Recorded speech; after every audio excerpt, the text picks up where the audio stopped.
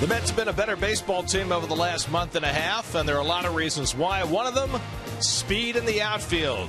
Speed on the base paths, all coming from outfielders who were not with the team at the beginning of the year, and Terry Collins has liked what he's seen. At Citi Field in New York, the New York Mets play the Colorado Rockies. Tonight's game is presented by New York's 529 College Savings Program. And a pleasant good evening, everybody, and welcome to Citi Field. Gary Cohen, Keith Hernandez, Ron Darling with you tonight as the Mets play Game 2 of their 3-game series against the Colorado Rockies. Last night, the Mets pulled out a 3-2 win, and the legs and the glove of Eric Young had a lot to do with it. In fact, Young has had a lot of highlights on this homestand. Yeah, he really has. You know, the thing about Eric Young, he can beat you in so many different ways. On Friday night against the Kansas City Royals, he walked them off with a home run. He also, with the great speed in the outfield, this is something you never saw the first 2 months of the season, covering that much ground. Of course, he's stolen 15 out of 19 bases, and then this play on the infield single from Lagares, able to go from second base home and score quite easily the go-ahead run for the Mets. So Young has been unbelievable, 23-20 since he's joined the Mets. And alongside Juan Lagares and Marlon Byrd, it's been a very productive outfield offensively and defensively. A big change from the start of the season, and the Mets almost confirmed that today when they optioned Lucas Duda to Las Vegas. He had been down there on a rehab assignment. This change in the middle of the season has kind of been made on the fly, and maybe a change of philosophy as well. Well, it's not the first time that organizations make changes as the season progresses. Remember, Colin Cowgill had a terrific spring training. He won the job in center field. You had Duda out in left. Now it's completely been transformed with speed and defense. This is a very big ballpark. Terry Collins said around a month ago when his team turned it around that the reason why we've turned it around is because we're pitching well and we're catching the baseball. Well, that means out in the outfield. This is a very big park. You've got to tailor your team to the ballpark you play in, and this team has to rely on speed and defense. And that improved outfield defense certainly helps the pitchers as well. Matt Harvey goes to the mound tonight, and the Met pitchers can pitch with confidence with that outfield the way it is. Well, it has, but Harvey's had a funny season, hasn't he? 4-0 in his first 4 starts, and then it's really dried up offensively. He's 4-3 since then. His ERA has been outstanding. His numbers are outstanding, but has not gotten a lot of offensive production. And as the Mets send their ace to the mound tonight, so will the Rockies' right-hander Jhoulys Chacín. He's had the same kind of year. Started 3-0, hurt his back, came off the DL, went 0-3, but now has got his record to 10-5 by going 7-2, winning 5 straight at some point. And he's been amazing away from Coors Field this season. So it's the Mets and the Rockies. Matt Harvey Day at Citi Field. All the action coming your way tonight on SNY.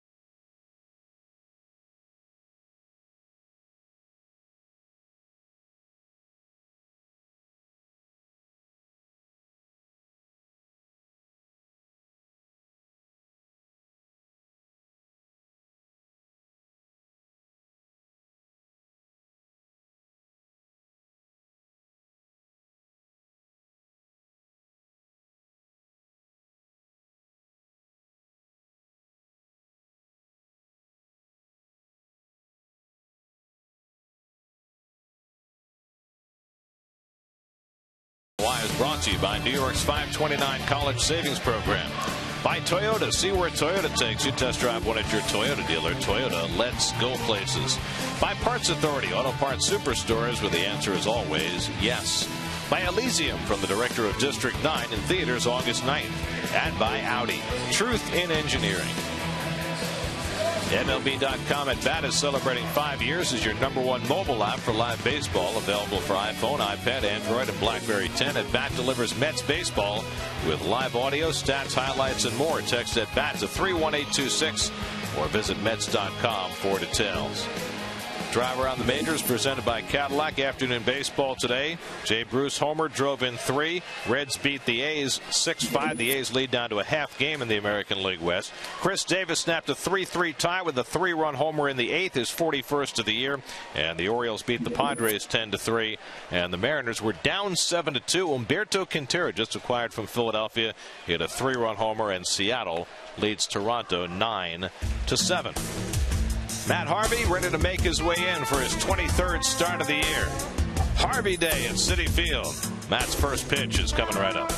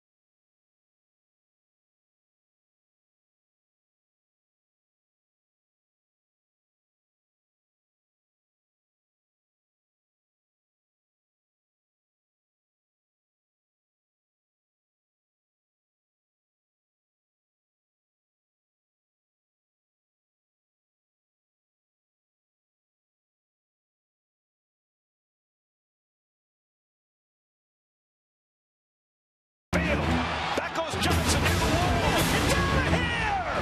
And Helton looks one to shallow left. On comes Young, diving to make the catch. Down slowly. Tough play from LeMahieu with the bare hand. Safe. Digging for the plate is Young, and he scores. And the Mets take the lead. Eric Young joined the Mets in mid-June. He's played 41 games for them, and he's had a huge impact, none more than last night when he used his glove and his legs to help the Mets to a 3-2 victory. The Colorado Rockies today placed their star Carlos Gonzalez on the disabled list with a sprained finger, so he's out tonight. And Charlie Blackmon, who had a pinch hit home run last night, will get the start in left field instead. Otherwise, the same lineup that Walt Weiss ran out there last night. He's got only a 4-man bench. They brought up a pitcher, Jeff Francis, to replace Gonzalez. Well, Harvey looked awfully good in his last start through 5 innings, but was tested in the 6th and gave up a 3 spot. No offensive production from his mates, and took the loss in his last start against Miami.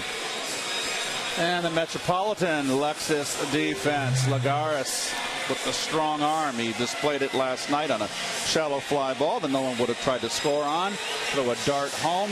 We talked about the outfielders. Those corner outfielders made 2 outstanding plays last night coming in on balls. That's Young and Bird. Davis, Murphy, Quintanilla, and Flores round out the infield. New York Mets baseball on SNY is brought to you by Cholula Hot Sauce. Head to Citi Field's Fan Fest and step into the cage to test your luck against the Cholula Flamethrower. Available in 4 flavors. Cholula Hot Sauce, the flavorful hot sauce with the iconic wooden cap. First batter of the game has had 1 hit and 1 walk against Matt Harvey this year. Dexter Fowler will lead things off for the Rockies. He was 0 for 2 with a pair of walks last night. The Rockies have now lost 3 in a row, 7 of their last 8 after being a threat in the National League West early in the season. They have fallen rapidly over the last 2 months and now just trying to keep their season afloat. Fowler, a switch hitter, much better right-hand hitter than left, and he'll hit left-handed against Harvey, who did not give up an earned run in his first 2 starts out of the All-Star break, but allowed 3 in that 6th inning in his last start against Miami. And ready to go. First pitch of the night is in for a call strike at 94 miles an hour. Fowler had a breakout year last year. He's had not quite as good a year this season, but he does have 12 home runs. And Harvey misses away, ball and a strike. That was just about perfect for his first 5 innings against Miami that last time out. Gave up just 1 hit in the first 5. As Fowler lifts one to left center. Over in the gap comes Young. And at the end of the warning track, pulls it in for the first out of the night. Well, you know, Harvey's pitched so well this year. He's had 2 outings where the Marlins beat him, and they beat him with the good at bats. When it happens, when he doesn't finish an inning and he gets beat by the opposition, it's kind of stunning. It's shocking, right? Yep. Well, he's got at least 5 innings in every start, but the Marlins have dealt him his 3 shortest starts of the year, which is odd considering the Marlins' place in the offensive statistics, but those things do happen. This is Harvey's 2nd career start against the Rockies. Faced them here last August and had no decision, a well-pitched game. Here's Charlie Blackmon. It takes a strike. Blackmon hit a breaking ball from Henry Mejia out of the ballpark for his 2nd home run of the year last night as a pinch hitter, getting his 17th start tonight. And there you see the contrast between Matt against the lowly Marlins and against everybody else. Of course, the Mets can say just about the same thing. They have struggled with the Marlins more than any other team. And you can look to Steve Carlton, who had nothing but problems against the Mets most of his career. Even go back to the '69 Mets. You know, the worst team in the league that year was the Astros, and the Mets lost 10 out of 12 to them. So there are horses for courses. Harvey ahead 0-2 on Blackmon. That's taken up high. Later tonight, Keith and Ron will have that perspective, sitting down low behind home plate. Saw the Braves with the early lead. 14.5 game lead now for the Braves over the Nats. That is just about over. If they blow that one, that would be like going on a hole big enough that you can crawl into. You know, 2 years ago, they did cough up a big lead, the Braves. Yes, they did not make the playoffs. And I think that specter still hangs over them and certainly might inform their play right now as they go for their 13th in a row tonight. 2-2 to Blackmon. He goes down swinging on the fastball. And Harvey has his first strikeout of the night. Overmatch inside right there. I mean, 5 straight fastballs. That's called trying to keep your hands inside the ball. You know what? I never liked that philosophy. You're going to get jammed once in a while. Swing the bat. You bring your hands in like that, and you're altering your swing. Pitchers are going to get inside and get into your pots and pans once in a while. You can't worry about it. Here's Troy Tulowitzki, who generally loves hitting at Citi Field, but didn't have a good night last night. Went 0 for 4. And on this road trip for the Rockies, just 3 for 24 as Harvey throws outside for ball 1. Tulowitzki was having an MVP caliber year when he got hurt in early June, and since then the Rockies have struggled, and so has he. Just about a month on the sidelines, but he still has 20 home runs, 62 RBI, so it gives you an idea of the kind of start he was off to.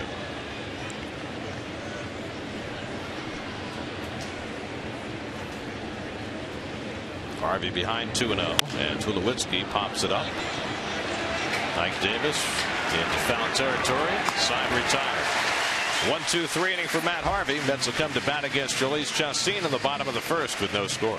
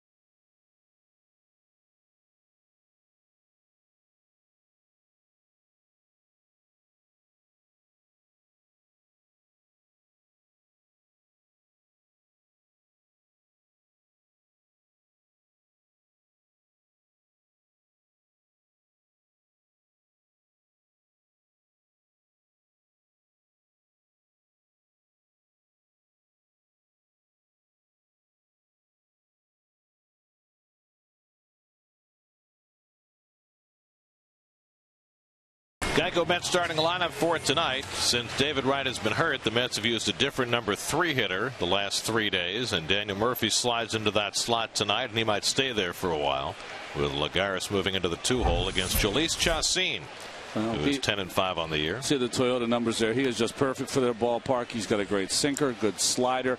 He started out 3-0 during the year, then went 0-3 after he came back off the DL, and has been great ever since. By the way, not shown in those numbers there, he's given up 4 home runs this year in 21 starts, pitching half his games at Coors Field. The former Rocky Eric Young, who certainly put it to his old team last night, takes Lone away, and it's 2-0. Young went just 1 for 4 last night, but that doesn't measure his impact on the game. Saved 2 runs at least with a diving catch to help out Henry Mejia after Mejia had left the game in the 6th, and then had the sprint from second to home on the infield hit by Lagares for the go-ahead run in the 8th. Grounds one down to Todd Helton, who takes it himself for the first out. But now the Coors Light Colorado Rocky defense. Well, we talked about the double plays induced. You see the sinker already. Tulowitzki up the middle, fine glove. It's kind of been a team in transition here around the infield. Third base, second base. Helton's on his way out, looks like. So that infield is the only real shining light, the foundation of the infield, and this ball club is Tulowitzki. Here's Juan Lagares, who drove in all 3 Met runs last night. He had a 2-run triple in the 1st inning, and then that infield hit that he beat out, allowing Young to race home with the winning run in the 8th. Chacín can get you to pound it into the ground, can't he? When you ask people who catch Chacín, they will tell you it's like catching a bowling ball. The ball just comes up there and is heavy and sinks at the last second, so you swing where it's not.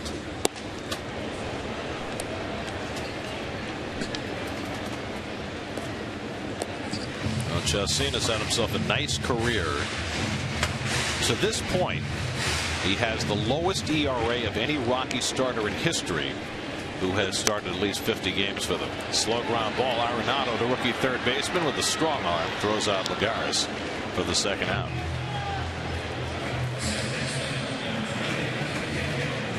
Well, Manny Gonzalez, who got injured last night is okay, but he's out of the lineup tonight. And so David Rackley has replaced him on the umpiring crew. Tony Randazzo at the plate. Brian Gorman, the crew chief. Larry Vanover, who took over behind the plate for Gonzalez last night at third. But it's good to hear that Manny is okay after taking that shot to his jaw last night. I didn't realize till I saw the replay, and we saw 100 replays, but we're trying to do the job up here. I saw it today, and that he literally pulled the ball out from underneath his mask. Well, we got Mr. Murphy in the third hole. A sixth time this season that Murph has hit in the 3-hole. I'd like to see Murph become very comfortable in this spot. It's a spot he hit his whole life. Murph was presented before the game tonight with the Heart and Hustle Award. Congratulations. There's an honoree from each team, and it was presented to Murph tonight by the appropriate Heart and Hustle guy, Rusty Staub. It's great. It's always great spending a half hour or so before the game with Rusty. He usually comes up and has a little dinner with us. Hit sharply through the hole, and Murphy's got himself a 2-out hit.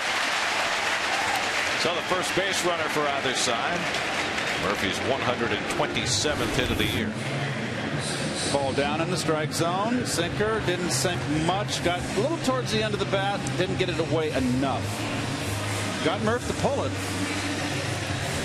Mayhew's got some range at second base. We saw some of the fine plays he made last night, and the one he almost made on the Garris. Here's the contact, Keith. Yeah, Murph's keep his eye on the ball.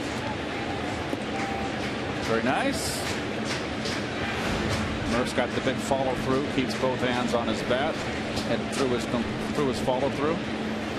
So he's at first with 2 out. Now Marlon Byrd, who hit third last night, back in his more familiar cleanup spot tonight. Marlon went 0 for 4 last night, and right now he is searching for his 100th career home run.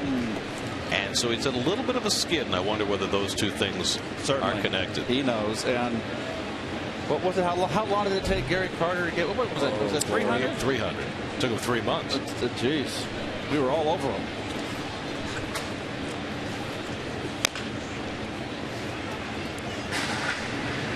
Also with the right out of the lineup, a little more put on the shoulders of Marlon, who has just been flying high and superb all season.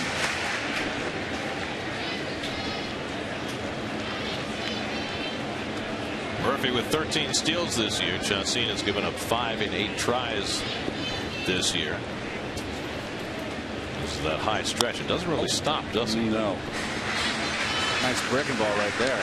He stops at his chest, which is unusual. Most pitchers today stop at their waist. It honestly makes more sense to stop at your chest because you don't have to take the glove all the way back up. It's an amazing number right there. No runs allowed in the first inning in any of his last 16 starts. One of the reasons he's been such a hot pitcher. 1-2 to Bird. And it's in there for a call strike 3. Got him looking at the fastball. So Chacin has his first strikeout. Matt Harvey heads back to the mound for the second with no score.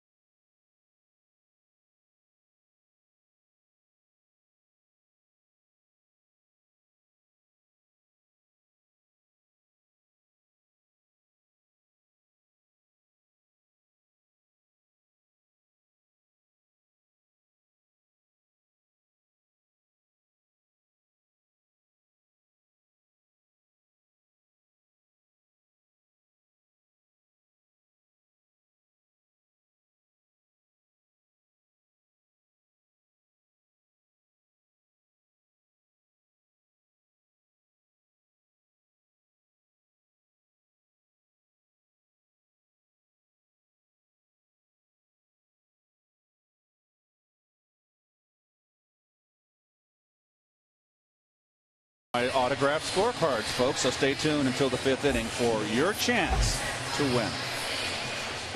We've reduced that copy. By the time we get it the next time, it'll be one sentence. 3 words. I think that Gary should read them. He reads them with such better inflection and oomph. I thought your first read of that last night, which went on for about 5.5 minutes, was your best. We missed an inning. That was the only problem. Michael Kadire, first pitch swinging, pops it up to shallow right. On comes Marlon Byrd to make the running grab. 1 pitch and 1 out for Matt Harvey in the top of the second.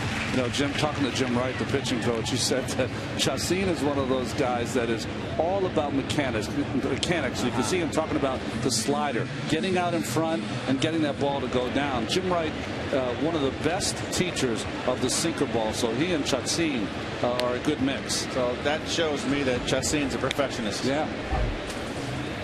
Here's Todd Helton, who went 1 for 4 last night. He hit the ball that Eric Young caught with the bases loaded to save a couple of runs in the 6th inning. And he takes a strike on the outside corner at the knees from Harvey with 2-seamer. A little more controlled mechanics from Harvey here early. A lot of 2-seamers early in the game, not pumping it up to 97, 98. Bird is the word. And a curveball in for a strike. 0-2 to Helton. I thought grease was the word, but we'll go wherever you have to go. That was several years ago. The word has changed.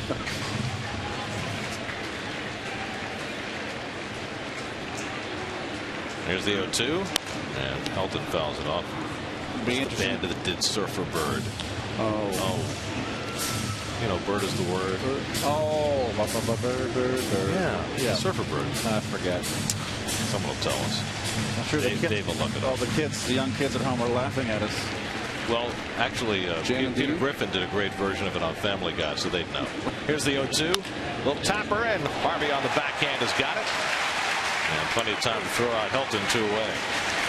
So Matt's retired his first 5. The trash men. See, he quickly found the answer, our buddy Dave Free. He's always good at finding the stuff that's non-sports related. He's 5 and fly. After about the 5th inning, you get nothing. So he's good early on, throwing strikes, ready to go. After the 100th pitch, he's done. 2 out and nobody on. Willie Rosario comes up to bat. Rosario 1 for 4 last night. In the bottom of this inning, we'll have an annual treat, and that is the appearance of our Kidcaster winner. Sponsored by New York's 529 College Savings Program. 12-year-old Johnny Gadamowitz of Greenlawn will be joining us, and we look forward to hearing his performance in the booth tonight. And Johnny came dressed for the occasion. He heard that we were dressed in suits and ties today, as Rosario has a base hit, first base runner off Matt Harvey. Did you notice something there? Did you hear the crowd? Well, they expect a no-hitter every time Matt pitches. That's the first time I've heard that. In the second inning. Despair. Oh, that's funny. So here's Nolan Arenado with 2 out and a runner at first. Anyway, when Johnny G joins us next half inning, he will have a great tradition to live up to. The last 4 years, we have had some spectacular performances by our 529 Kidcasters. Kyle Singh, sandwich. Cara Angalante, home run.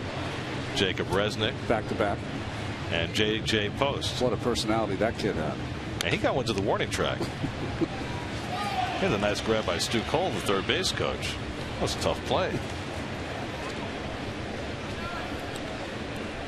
Arenado 1 for 3 last night, drove in a run. DJ LeMahieu, the number 8 hitter, is on deck.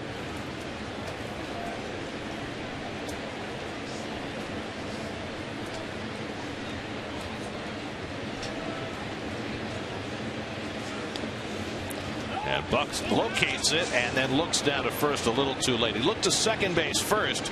Rosario had made a jab step towards second, and if Buck had looked at first base first, he might have had a chance for him. Well, he did the pickoff last night. That's right. Dexter Fowler, he got in the first inning. Yep. Very similar play, except on Fowler's ball, the ball rolled to the first base side.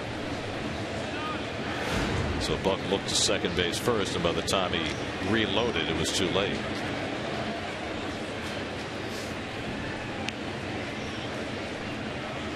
Rosario has 4 steals this year. 1-1 to Arenado. And a Bad looking swing on a slider. That is completely fooled right here. It's like, oops, I don't want to swing. Exactly what would happen if you swung a bat in a swimming pool. That swing right there. Remember Greg Jeffries used to swing bats? That's right. That's right. That was part of his drill. It's like the ultimate weighted bat, right? Here's the 1-2. Tapper to shortstop. Quintanilla's got it and makes the flip to Murphy, and the side is retired. We'll go to the bottom of the second inning, and when we come back, Johnny G will be joining us, our annual Kidcaster winner. No score at Citi Field.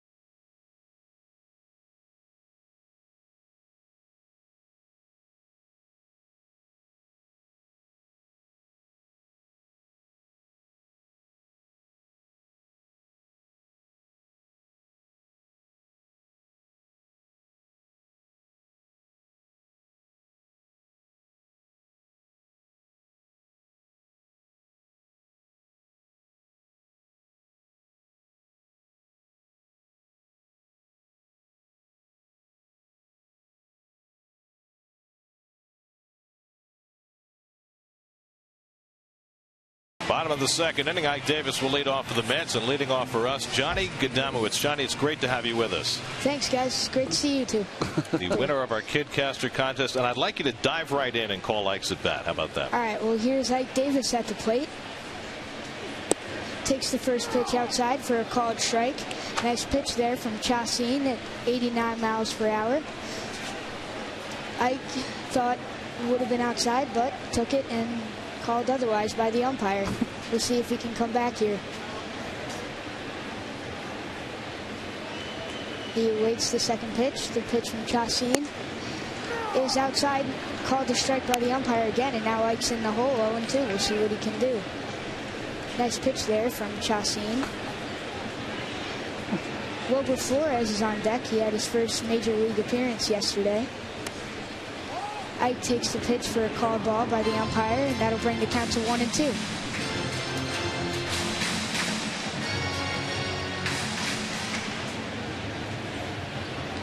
Rosario signaling for the pitch. He swings and pops one up on the third base side. Arenado is there, and he'll make the out.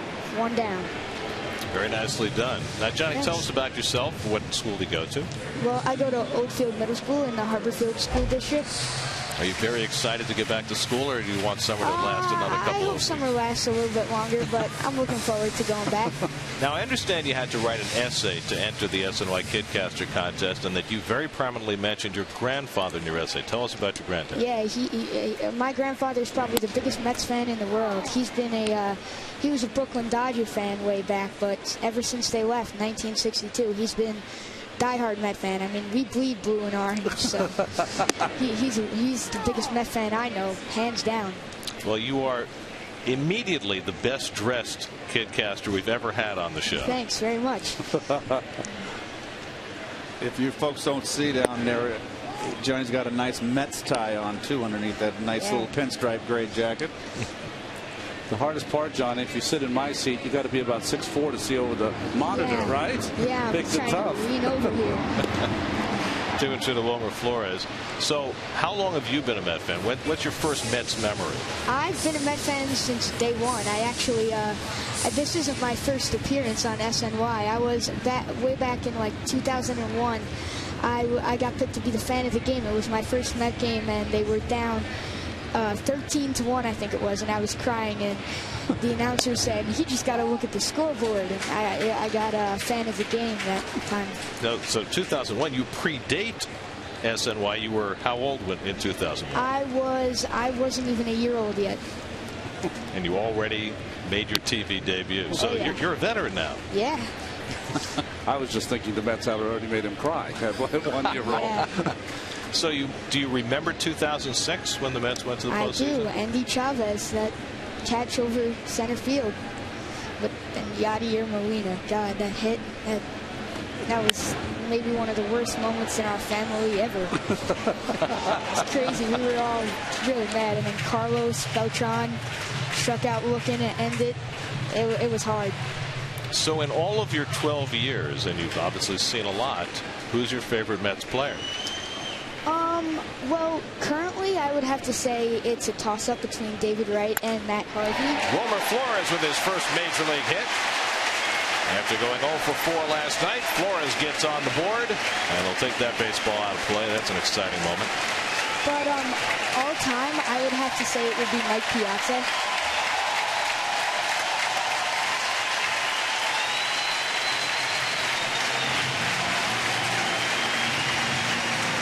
Nice hit there from Flores.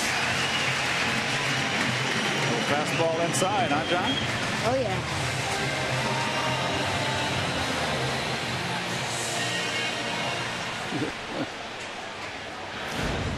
Well, you know, there have been times in the past when we've had our kid caster on and he's been able to call a home run. Right. But here, it's the first time I think we've ever had a kid caster on to witness a Met getting his first major league hit.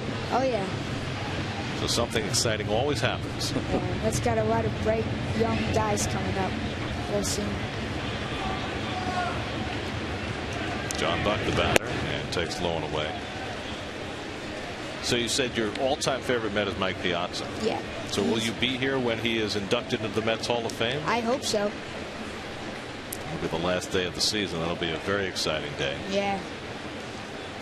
So what about the rest of your family? Are they baseball fans? We're all huge Met fans. My sister, Carrie, her middle name is actually Shea after Shea Stadium. Wow. Yeah. So your parents have something in common with Chipper Jones. Yeah. Well, you want to be an announcer, right? I want to go to college for sports communications and do something like this. Is there any announcer that you try to emulate? I like all of them, but especially you guys. Okay. Well, you don't have to be nice. You know?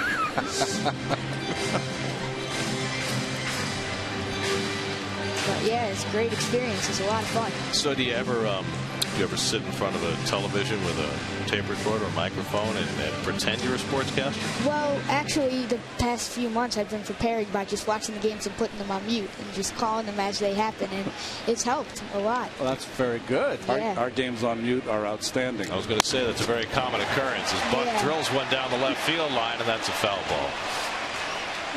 You see, when I'm off and Gary and Ron are on, I turn the radio on. Yeah.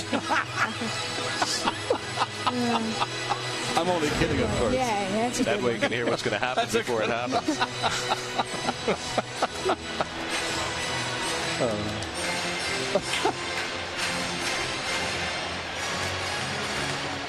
Johnny, do you play at all? Do you play baseball? Yeah, or? I play baseball. I play second base. Nice. Yep. Can you turn the double play? Yeah. I mean, in Little League, it doesn't happen that often because the bases, it's only like 75 feet, so it's not that much, but it'll happen every now and then. So you're 12, so you're going to be playing on the big field pretty soon. Yeah, pretty soon.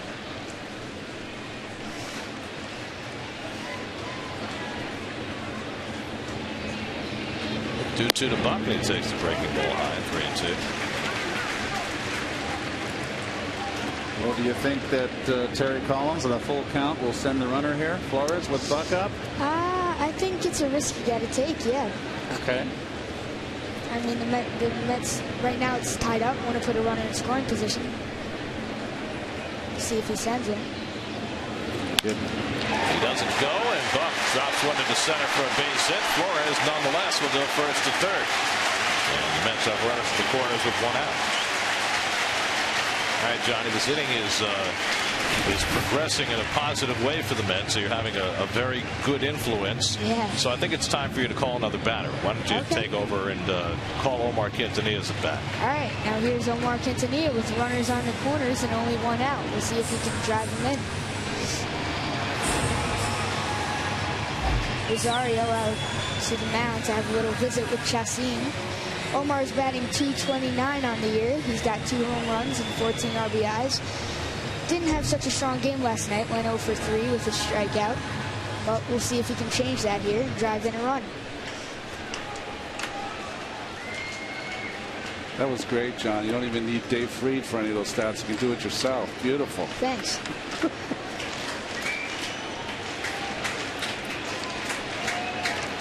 So here's the first pitch to Omar. He takes it low for a called ball by the umpire, 1-0. Quintanilla, not really much of a power factor. He's only got 2 home runs on the year, but definitely can drive in that run on third. Let's see if he can come through. Runners on the corners. Second pitch to Quintanilla. Swings and lines one to right field, and that'll drop for a base hit, and he's around to score. Flores rounding, and he's on third. Nice hit there by Omar Quintanilla. So Flores scores, and Buck advances to third, and Omar's on with a base hit. RBI there. Nice job, Johnny. 12-year-old Johnny Gadamowicz. See, we knew we could get him a run here. That's right. These guys are, the young kids that come in this booth are gold. You can just count on a Mets run. See, now here's where I'm especially impressed. I believe it was, I forgot who our former kidcaster was who came in here with a pile of voluminous notes to refer to. Johnny has come in here with no notes. And he knows exactly what everybody did last night, called it perfectly. Did you memorize everything that happened in the game last night? Well, I did watch the game last night and tried to remember as much as I could, and it worked out. You'll find as you get older, that's harder to do. Matt Harvey, the batter, with first and third and one out, and he takes the breaking ball strike from Chacin. Interesting, letting Harvey not bunt there. One out. Yeah, I thought he was going to bunt there, too. Well, Harvey swings a pretty good bat, John, don't you think? And he's a threat up there, a big, strong guy. Yeah, I wish he could get some more wins. He gets too many no decisions. Needs some run support, but he looks like he's got it today so far. Johnny, who was no more nervous today, you or your parents? Well, I wasn't really nervous today up until about 10 minutes ago. But, I mean, they were pretty nervous, too. But I would say me. How you doing now? Yeah, I'm loving it now. I'm there you go. Yeah. You can take it, the rest of the way if you want.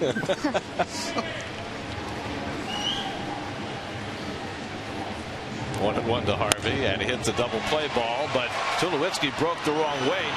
LeMahieu has to make a difficult turn, and they get the double play to end the inning. But the Mets get a run. Johnny, terrific job. Thank you. It was great to have you here tonight. Thanks. Johnny Gadamowicz from Greenlawn, New York, our kidcaster, our 529 kidcaster. Mets get a run and lead at 1-0. Grandpa, he's good.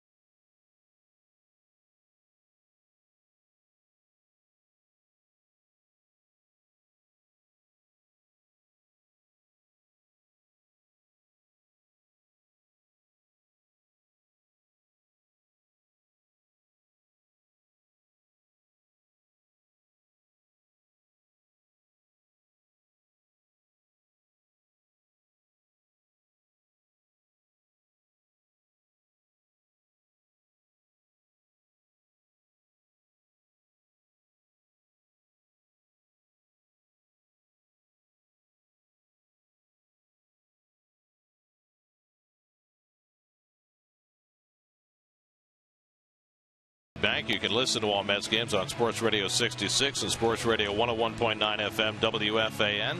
Day game tomorrow starting at 12 noon. Dylan G will be on the mound for the Mets. Then the Mets head out on an 11-game road trip beginning Friday night in Arizona. 3 with the Diamondbacks, 3 in L.A., 4 in San Diego, and then a makeup game in Minnesota before the Mets come home a week from Tuesday night to play the Braves. DJ LeMahieu will lead off for the Rockies as we go to the 3rd inning. Matt Harvey staked to a 1-0 lead on an RBI single by Omar Quintanilla. And the way things have been going for Matt, he has to take the approach of that's my run. Now it's time to run with it.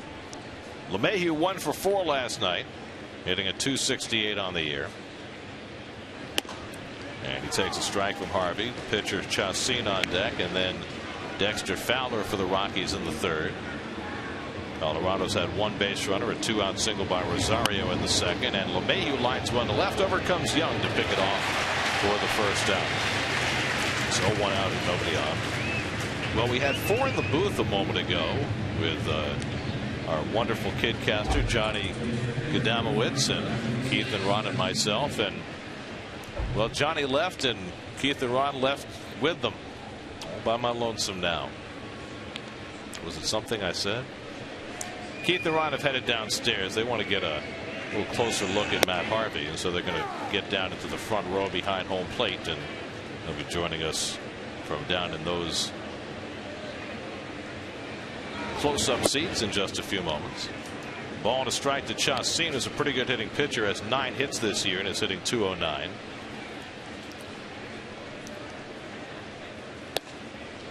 And Harvey misses outside with the fastball, 2-1. Matt is pitching on 5 days rest. That's 1 more than normal, and the numbers will tell you that he has fared better with extra rest.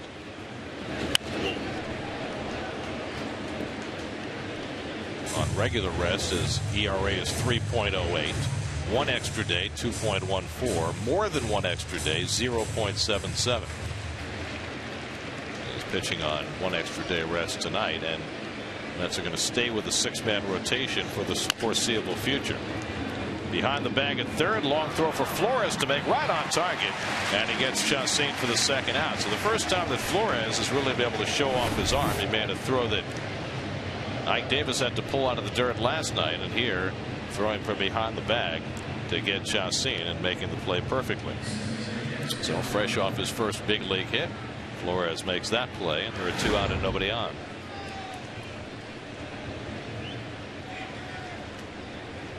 Now Dexter Fowler, who flied one to the edge of the warning track and left his first time up.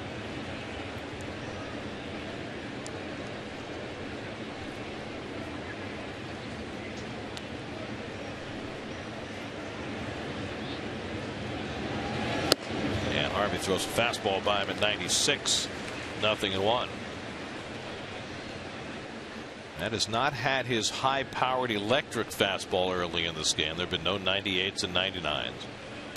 There's a curveball that drops in for a strike, and it's 0-2. Steady's relying more on his 2-seamer, throwing his 4-seamer at 96, and that's been plenty so far. He's kept his pitch count down early in the game. Ahead on Fowler, 0-2, and he comes upstairs 1-2. Keeping that pitch count down is becoming more and more important for Matt, not just to get him deeper into games, but also because what has happened this year is that when he gets beyond 100 pitches, his effectiveness has sagged. He strikes out Fowler to end the inning, his 2nd strikeout, middle of the 3rd, 1-0 Mets.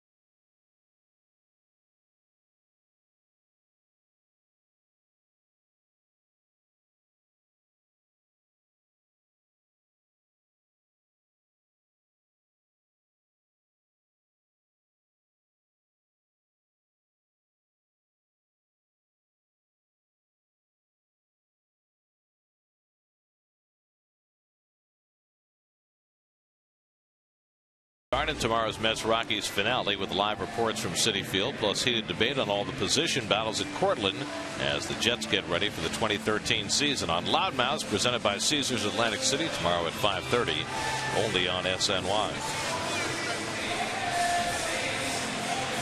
Eric Young leads off for the Mets in the bottom of the third. Keith and Ron have made their way down to the. Are you guys in the front row or the second row? I can't tell. We are the second row. Yeah. Nice seats. Really, right? They're very nice seats. Young grounded out to first his first time up. There are the gentlemen, resplendent in their nice looking suits. Gary, I didn't get to see it because we were walking down here. Flores made a nice play at third base, huh? It was a good throw. Had to throw from behind the bag and threw it strong and accurately. Gary, you look resplendent tonight too. Thank you. I think Johnny G made the quartet, though. He did.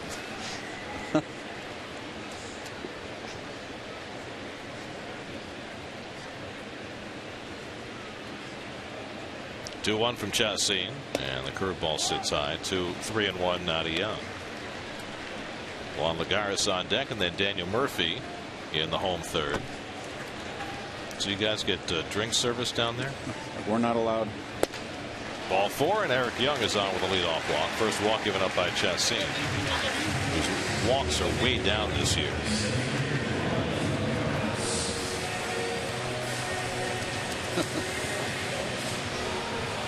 By the way, the man behind the camera is Big Pete. Pistol Pete. Pete, if you remember last night, was the chef. He's barbecuer last night. Chef, contortionist, pratfalls. He can do it all. Oh, what a ham. How many camera guys get on camera? It's outstanding. Here's Juan Lagares, who grounded out to third his first time up. Well, let's see if they put a hit and run on here. Lagares, I think it was a 2-2 count when Ike ran yesterday. So that was not a hit and run. Well, this brings back memories for me, Gar. This view. Lagares trying to put a bunt down and fouled it off. Memories of what game? Well, just as close as I can get to seeing the ball out of a pitcher's hand. I mean, I'm around, what, 20 feet, 25 feet away from home plate. Maybe not that quite that close. Maybe 50 feet. You think it's 50? Yeah.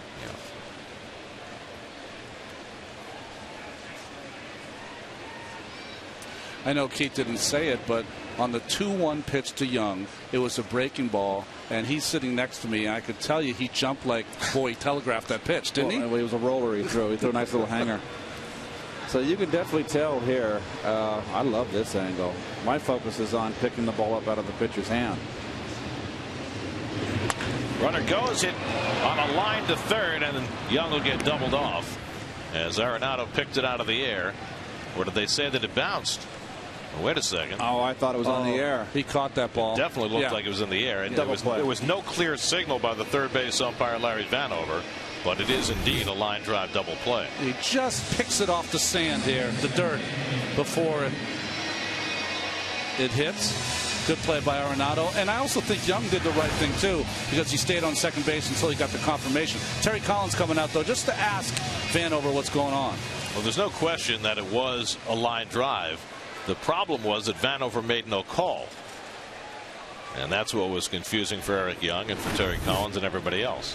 Do you think the angle of Vanover was blocked here, being behind Arenado, so maybe it became the second base umpire's call? I think that's what Terry wanted, was one to ask for help. Clearly it was the right call, so 2 out and nobody on. And now Daniel Murphy, who had a base hit to right field his first time up.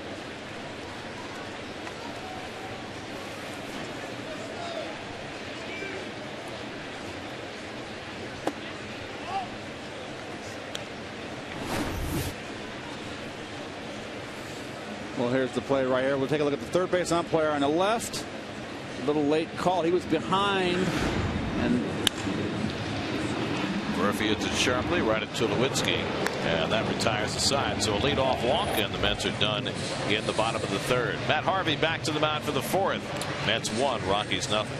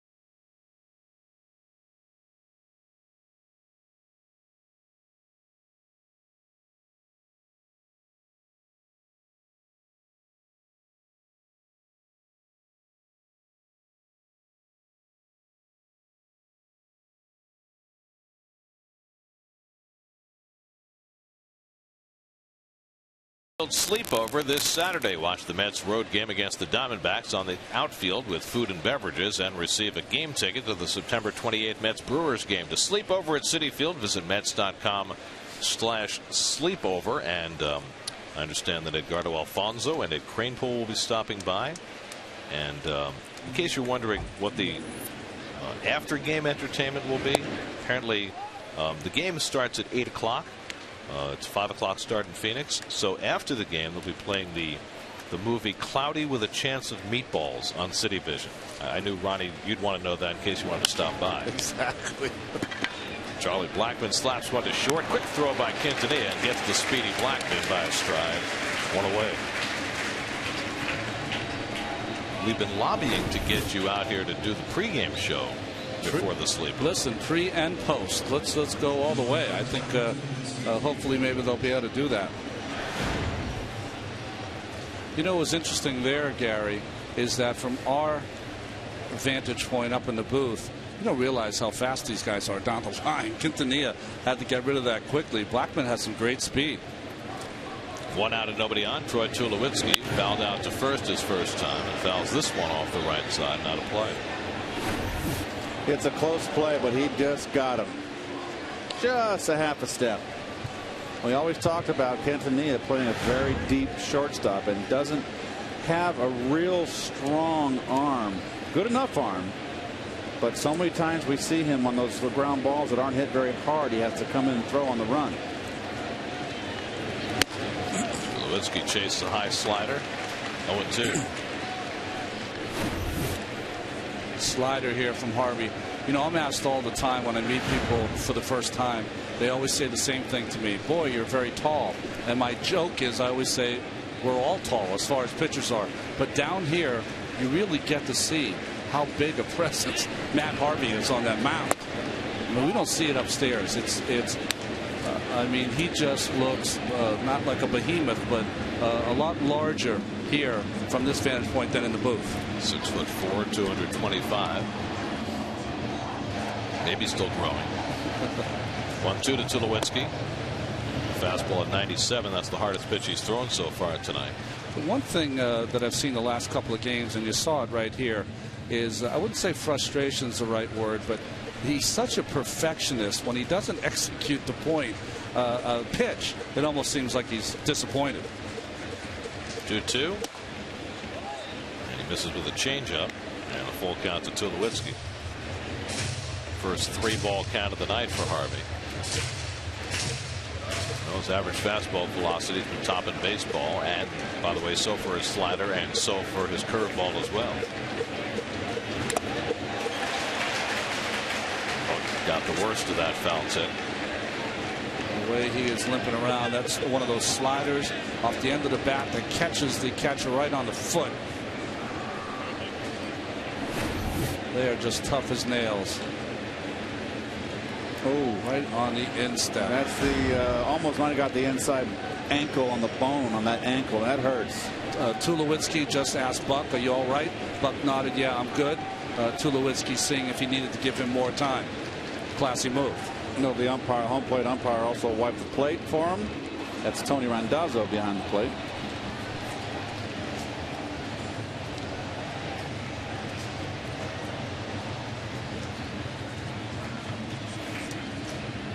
3-2 to Tulowitzki with Michael Kadire on deck. 1 out and nobody on. Bounces the curveball foul. You know, Gary, I mentioned the size of Harvey, but you know that post generation after Cal Ripken or Alex Rodriguez and others, Tulowitzki is a big shortstop also. 6'2", at least 200 pounds plus.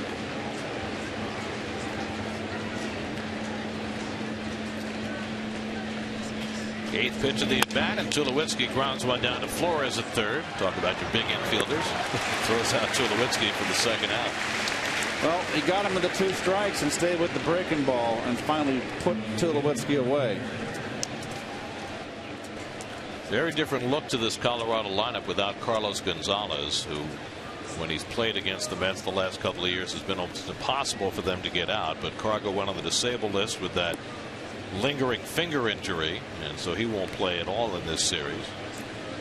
The pitch count low for Harvey so far.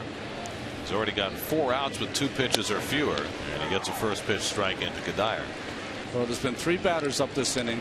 All of them have had a conversation with Buck, and you know we've been around catchers who don't say a word. Well, John Buck is one of those guys that talks to every hitter. Line to center field, and Cuddyer's got a 2-out hit. So the second hit for the Rockies, and both have been singles with 2 out and nobody on. I wonder, Ronnie, whether they're just asking him how his wife's doing. Everybody knows that. That's right. They've been waiting for that baby for the last 5 days. I just took a photo of Ronnie and I, Gary. A selfie? Yeah, from the cell phone. I love that reverse angle. You can just, so it's for posterity, Ron. Here's Todd Helton, who had a comebacker to Harvey his first time up.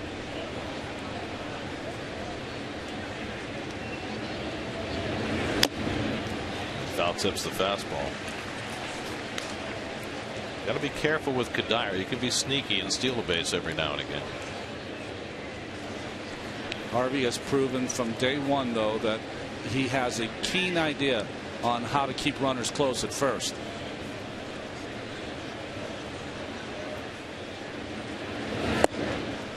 Helton no match for that changeup, and it's 0-2. Just hard to be geared up for 95 and get 85 or 87, whatever the miles per hour this changeup was, but perfectly placed. One good thing we can look at, guys, when Harvey's in the stretch, his back knee stays bent when he goes into the stretch, and then he stays bent with that back leg. That's very unusual. Most pitchers you'll see will kind of straighten up. He keeps that bent to make sure he gets that good push off towards the plate. Back leg still bent. 0-2. Strike 3 call. Got him looking at a backdoor slider. Third strikeout for Matt Harvey. Rockies get a hit and leave 1. 1-0 Mets.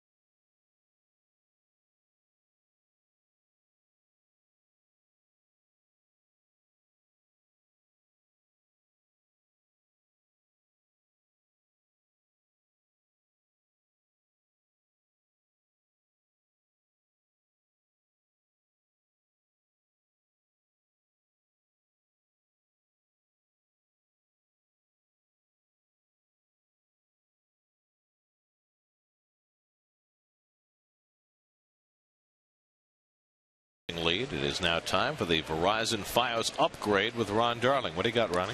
Well, I was just going to talk about, guys, these seats here. What an upgrade from where we usually sit when you think about it. All the way down, we're in the second row. Got a guy next to us that's having a sausage sandwich. You see everything from Coors Light to Stella Artois, a Shake Shack burger and fries. Everything all delivered here. We don't have anything yet, but we might put our order in. But this is quite an upgrade to be down here. I've never sat in these seats before, and they are just crazy good. If I were you, I would definitely take advantage of the waitress service. I'll bring something up for you, Gary. Gary, do you feel like Vin Scully up there all by yourself? Never. Not one day in my entire life. Marlon Byrd leads off in the home fourth and takes ball 1. By the way, Ronnie's Verizon Fios upgrade report. Verizon Fios making life more entertaining with America's fastest, most reliable internet. That's powerful. Byrd went down looking his first time up. Only strikeout for Chacin tonight. runs that pitch in on him, and he foul tips it 1-1. You know, you would think this would be a good mark for Marlin. He has a down fastball hitter, a good breaking ball hitter. Those are the two pitches you're going to see featured from Chacín. Into center field. Fowler coming on and gets there. One away. Well, this game is shaping up pretty much as I thought it would. Two of the top pitchers in the league, the National League, Chacín and Harvey, and both kind of doing their thing. And that's a great thing about baseball, isn't it, Keith? Both doing their thing, but in a totally different way. No walks. That's what I like. Yep. Here's Ike Davis, who fouled out to third his first time up. Well, you know, Chacín was always a high walk guy. Each of the first 3 years of his career, he averaged 4 walks or more per 9 innings. This year's at 2.5, and he's given some of the credit to Wilson Alvarez. He went to the World Baseball Classic with Venezuela this year. As Ike hits one down the left field line over toward the corner. That's an extra base hit. And Davis scampers into second base. Ike on base for the 13th time in his last 16 plate appearances. 2 doubles last night and a double now tonight. Well, Ike is using a field, a portion of the ballpark he forgot all about the first half of the season, and that's the opposite field. And they're pitching him away, and they're not coming in, and he's going to get the ball away, and he's got to use that part of the field. And that's why he's been successful. So a runner in scoring position for Wilmer Flores, who picked up his first major league hit his last time up. Now has a chance for his first big league RBI.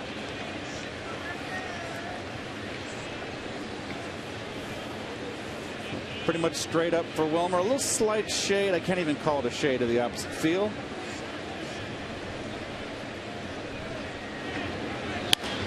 Popped it up. Helton calling. LeMahieu calls him off and makes the grab. That was interesting. LeMahieu looked like he wanted that ball all the way, even as Helton was calling for it. Well, one of the things that you get to see and hear down here is that was a hanging slider. And as soon as Wilmer Flores popped that up, you know, a couple of little words that you say when you miss a slider that's sitting in the middle of the plate. And that was a real pitch to hit. So 2 out. Davis still at second. Now John Buck, who singled to center field his first time up. Anyway, I was saying about Chacín. He went to the World Baseball Classic for Venezuela this spring and worked with the former terrific big league left-hander Wilson Alvarez, and he said Alvarez did some major work with his fastball to help him out.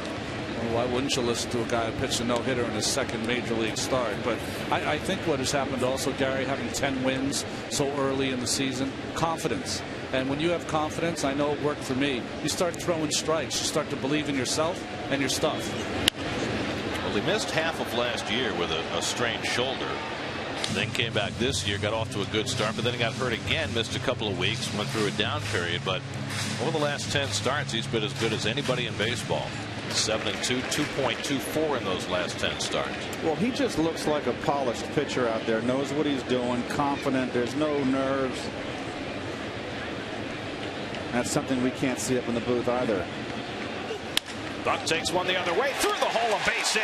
Here's Davis around third, being waved home. The throw to the plate by Kadire, not in time. John Buck with an RBI single, and it's 2-0 New York.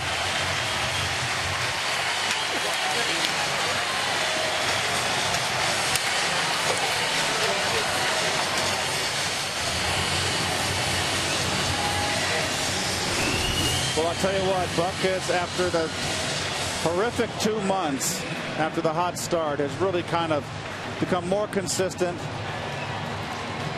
And there gets a big 2-strike base hit. 2-strike, 2-out base hit. Look at the bat right there. Someone's got to get that bat. That's the job of the on-deck batter. Someone can get hurt. That's the first thing you do. You go get the bat and clear the area. How about last night when Eric Young scored the winning run? The bat was lying across the third baseline about 10 feet from home plate. He had to jump over it before he slid into home. You know, today's player just does not do it, Keith, and it's risking injury for your player. Yeah, that was always the one thing you did. That was your job in the on-deck circle. There's a play at the plate. Quintanilla drove in the first run of this game with a base hit to right field. Well, think about Ike Davis here. He did not slide. He just ran through the base because he did not know. There's the bat. And Knight catches the play with that back cleat. With the heel. And almost ran into the umpire.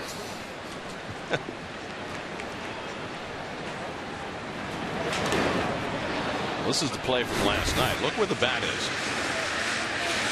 Wow. So it just.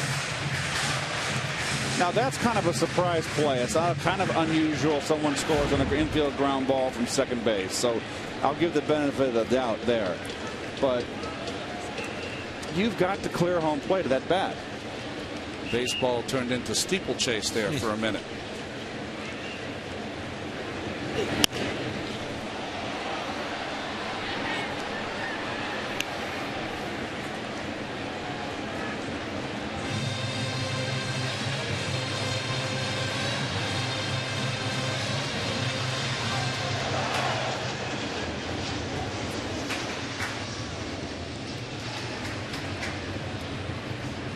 Buck at first and 2 down. Mets now with a 2-0 lead in the fourth. The 7 and 8 hitters have driven in the Met runs tonight. Quintanilla backs away 1-2. It's interesting on that hit that Chacin gave up the Buck. He was ahead in the count. Catcher Rosario called for the pitch up. Buck was able to hit it to right field, and the reaction from Chacin was almost like, I can't believe you called that pitch. I can't believe I threw that pitch and I gave up a hit. That's a hit that Buck might not have gotten 2 months ago, but he's been so focused on hitting the ball up the middle into right field, it's almost like he was ready for it. Well, when you start going the other way, it makes you vulnerable inside. But with 2 strikes, you have to. That ball wanted to be up and in. It was a bad pitch. I think he's mad at himself. Yep. They wanted it up out of the strike zone, up and in to see if he'd chase, and he put it in a letter high over the middle. 7th pitch of the at bat to Quintanilla, and the curveball hit to left center. Moving over is Fowler to grab it, and that retires the side. But the Mets tack on a run on John Buck's 2-out RBI hit. 2-0 Mets as Harvey goes back to the mound for the 5th.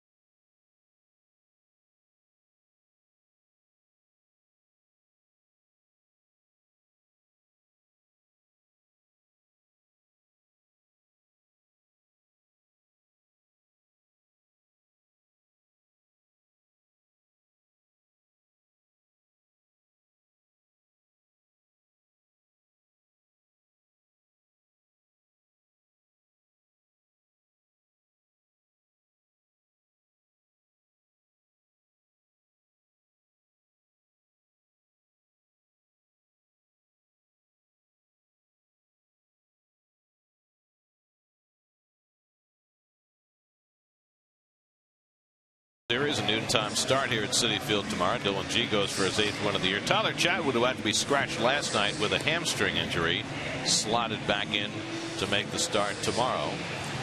As the Mets wrap up their homestand and get ready to head to Arizona, there's Dylan, who has certainly kicked it in gear the last 2 months. And been a very different pitcher than the one that he was early in the season, or even going back to spring training. His last start a brilliant one against Kansas City. Wheelan Rosario leads off for the Rockies as we go to the 5th inning. Is that a KC Monarchs uniform? Maybe. How about the hat? What's that stand for? I have no idea. Well, look at this number. The Rockies against 95-mile-an-hour fastballs, and look what Rosario has done against the best heat. Wow, that's interesting. And he's got the lone hit. Oh, that's one of the 2 hits for the Rockies thus far. The thing we don't see up there, guys, is the change in speed from the slider to the fastball is so evident down here as opposed to upstairs. Popped it up. Flores and Quintanilla. And Quintanilla takes charge. 1 away. So he didn't throw him the fastball on that at bat. What was that pitch there, Gary? Fastball. No. No. So Change-up? Change-up Oh, in. It boy. was a changeup. He was all over that one. Yep. Yep. Oh boy, he got away with one there. Little spinner. Got away. One thing also, Gary, the pop-ups. They're up high. They're high. We don't notice them up when they don't get as high as we are up there. I will have to say my eyesight is a little different than 1985. Makes me want to go out there and get a glove on and catch them. So you're saying your eyesight is the same as 1985? No, it's not, but I can still catch a pop-up. Nolan Arenado headed to a fielder's choice his first time, and grounds one to Flores, has had some traffic at third base tonight. And the low throw handled by Davis, 2 down. So Harvey continues to get his share of quick outs tonight. 52 pitches with 2 out in the 5th inning. From our angle here, Flores has kind of a funky little delivery with his throw, and the ball has a natural sink on it. That ball is definitely sinking from third to first base. So 2 out and nobody on. Now the number 8 hitter, DJ LeMahieu, who lined out to Young and left his first time. And fouls off the slider. Another thing, too, Harvey hides the ball well. They can see down here, too, Gary. Ron, correct me if I'm wrong. He's got a little shoulder lift and comes almost, let's say, not quite 3/4, but a lot of rush late. It's almost like a creaky door, and then it slams on. Yep. And from a hitter's perspective, Keith, is that harder to read than the pitcher who's smoother throughout? Well, this is going to end the inning right here. He just hides the ball well, Gare. So if you have to wait that split second longer to pick the ball up, and you got a guy throwing 97, that makes it very difficult. 7-pitch inning for Harvey. We're halfway through at Citi Field. The Mets 2, the Rockies nothing.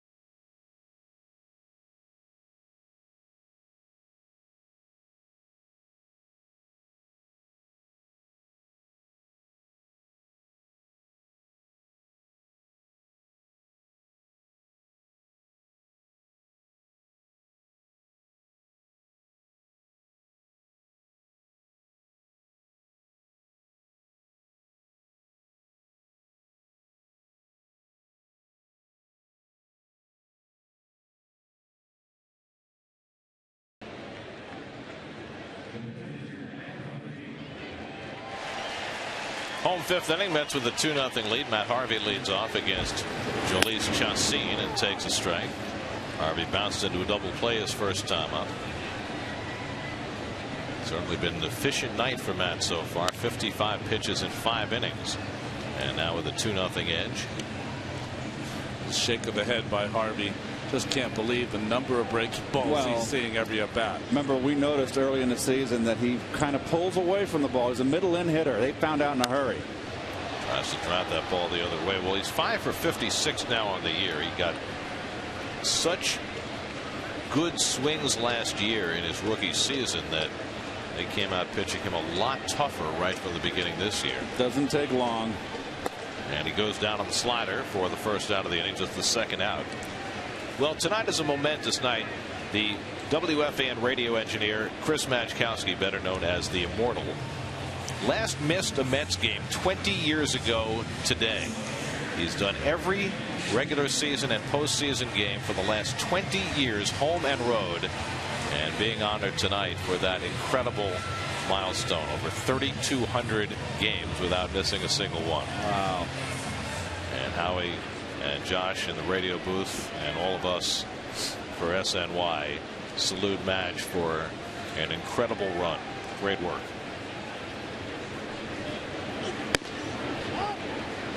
Eric Young takes high, ball 1.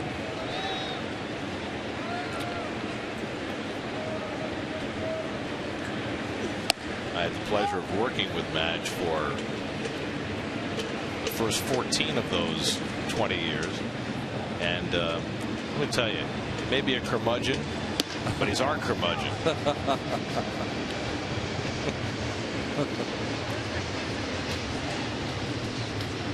Well, just think of it this way. He could do our job. You could never do his job. That's for sure. You know, the one thing. You know what that is? Right. I have no idea what he does. Yeah, exactly. At some point, he's plugging stuff in, and I don't know. All goes haywire for me after that. Young hits one up the middle of base hit. So Eric Young continues to rock against his old team, on base for the second time tonight. Well, we have begun clearing the closets of Keith's scorecard, so let's try and keep doing that tonight, Keith. All right, it's now time to see if you guys can score with Keith. That's me. I will ask a question about my life and time in baseball, and the 17th correct answer that is tweeted at SNY TV with the hashtag Score with Keith will win one of my autographed scorecards. Today's question is, and it's an easy one. In '79, who did I share the National League MVP with? Who was my co-MVP? Go ahead, you tweetsters. Now, I want to know about strategy. If you're trying to tweet the answer, do you tweet it immediately? Yeah, or really. do you wait a couple of beats so you're the 17th? It's just like trying to get the tickets to a concert when you used to do it on the radio. You got to wait a little bit. No, I was our understanding that there was over 1,000 tweets last night in the first question, which was my first number in a big league uniform, my rookie season. And what was it? 18. Oh, wow. They give you a number, you take it when you're a rookie. Yeah. 18? Yeah, I was 18 my first year. And no offense to Yogi, but it was the one number I hated the most. I never liked even numbers. I like odd numbers. Well, 7 was your number because of Mantle, right? So you had like 8 minus 1, right? No, I know I never thought of it that way.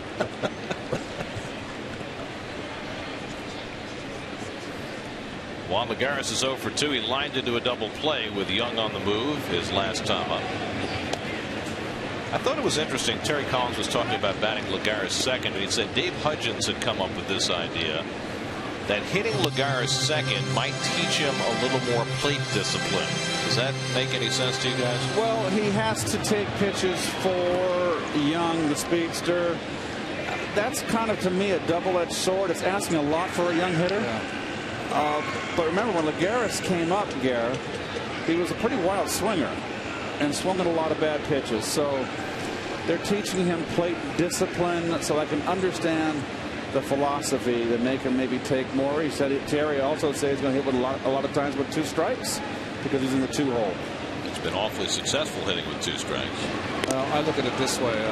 I don't want to change anything that he's been doing since July 1st. The month of July and here into August, he's done just about everything right. So don't make it too complicated. Make it less complicated. If I'm Terry Collins, I'd tell Eric Young, steal the base early in the count.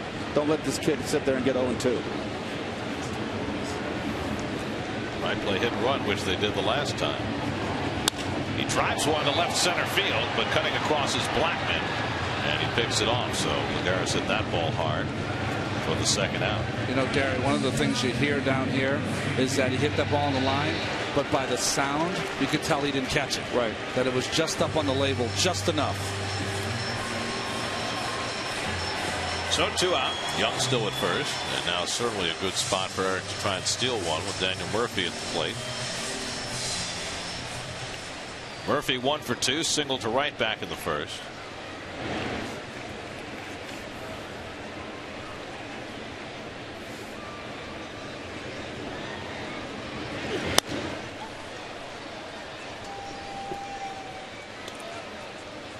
SNY's Super Slow Motion is brought to you by your Mercedes-Benz Tri-State dealers. Visit them on the web at searchmercedes.com.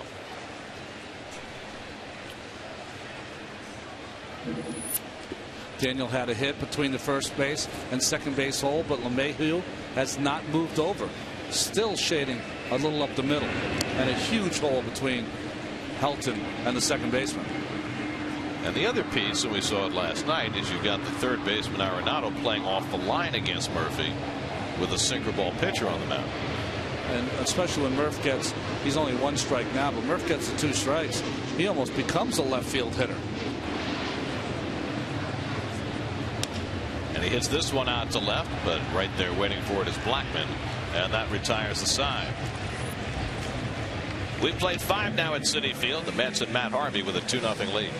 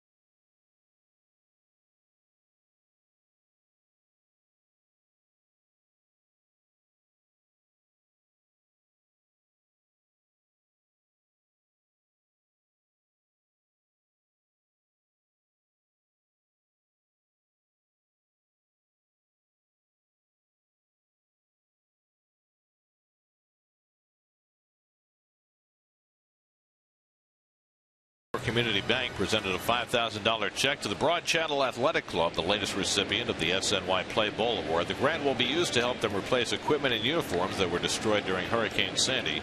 To see more of their story and the stories of past recipients, go to facebook.com/SNY.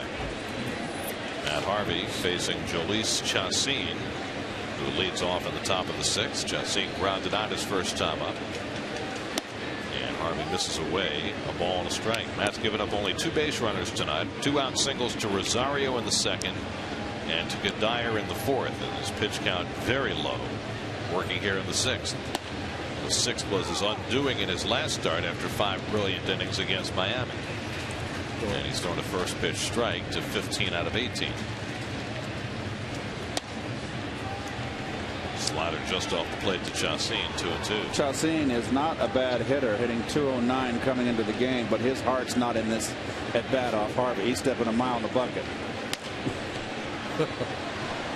He's got the happy feet in that box. He's hoping for something middle in. I can't blame him. Watch his feet. They're very happy, moving around a lot, just hoping that both feet get down in time to take a swing. Not that time. Slider gets him. Only the 4th strikeout for Harvey tonight. It's been a different kind of night for Matt, certainly in terms of his pitch count and his strikeouts.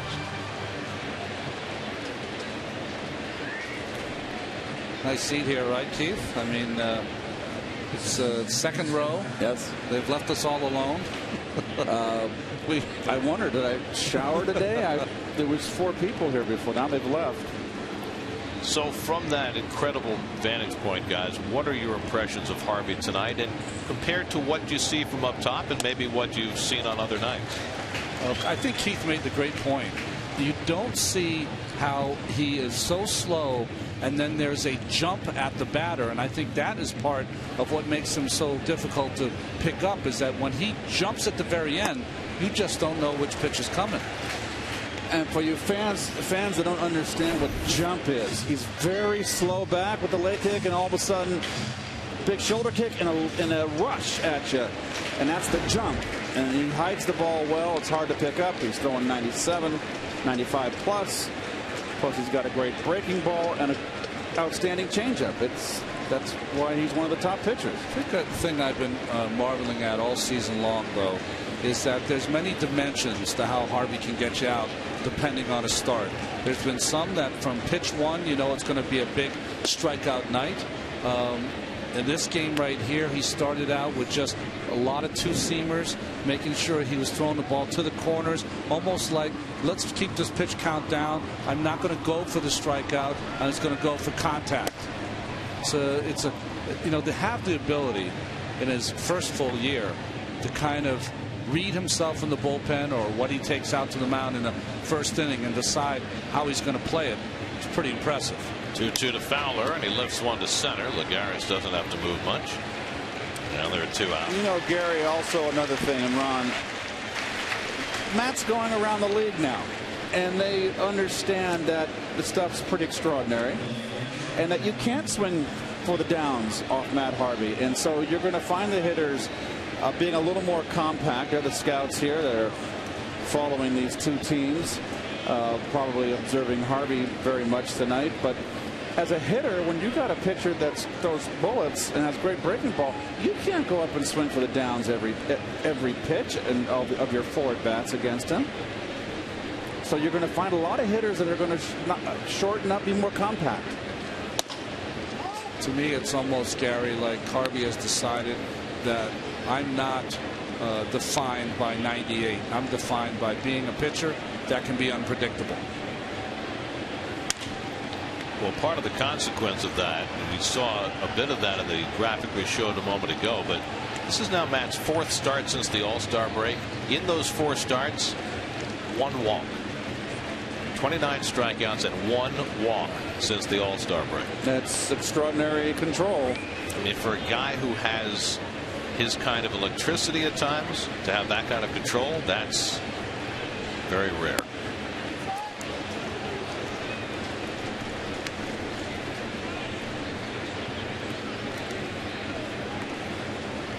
Tulowitzki would be next.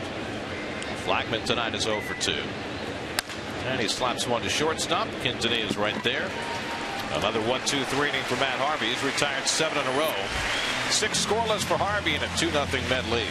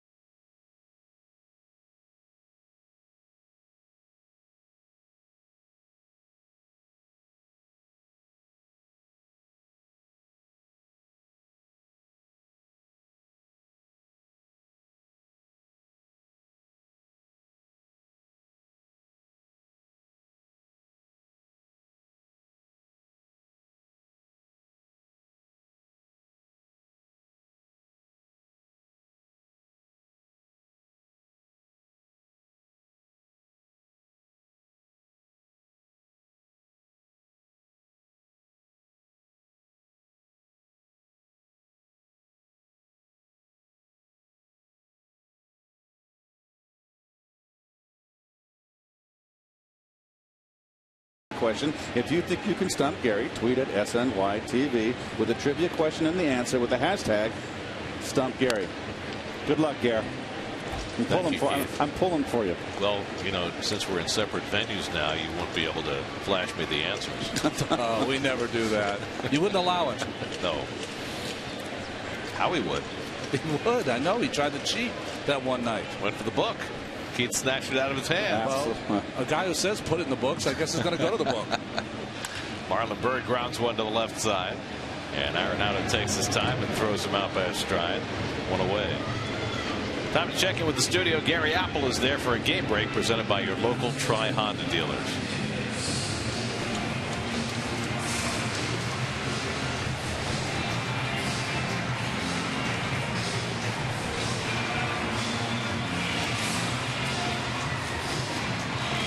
That is the Nats' only hit so far tonight. Meanwhile, an ugly moment in St. Louis.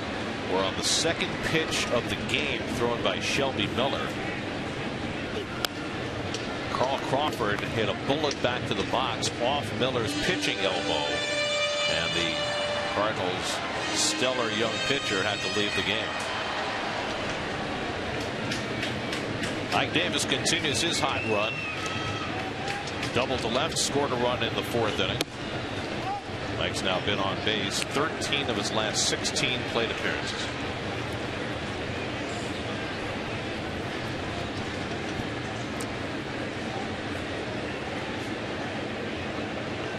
One from Chauncey, and Davis hits it in the air to right field. Back goes Kadire. He'll have room, and that's the second out. Let's check in with Eamon McEnany. Eamon.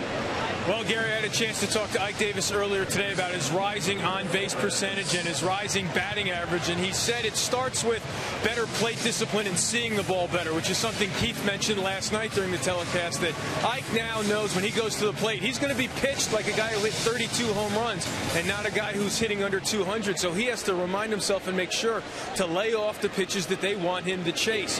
But he also mentioned another factor. He says now he's putting himself in a better position to hit, and I asked him to translate that to us civilians who have never been in the batter's box, and he said that before he was trying to hit the ball. Now he's allowing his body to react to what the pitcher is giving him. And you take a look at all his numbers and the improvement. The one that jumps out to me as far as hitting the ball, Gary, before the All-Star break, a total of 8 extra base hits. Now since the All-Star break, he already has 9 extra base hits with his double tonight. Well, what I see tonight, Eamon, is the fact that Ike is beginning to wait a little better. He's not lunging as much, and that's the key. And when he says there's a ground ball, it'll be a close play. Arenado throws out Flores. Go ahead, Keith. Well, it's just that he's waiting at the plate, becoming more relaxed. When you rush everything, you lunge, you swing at bad pitches. He's starting to slow it down, and he's playing every day, and he's getting results. 6 in the books at Citi Field, 2-0 New York.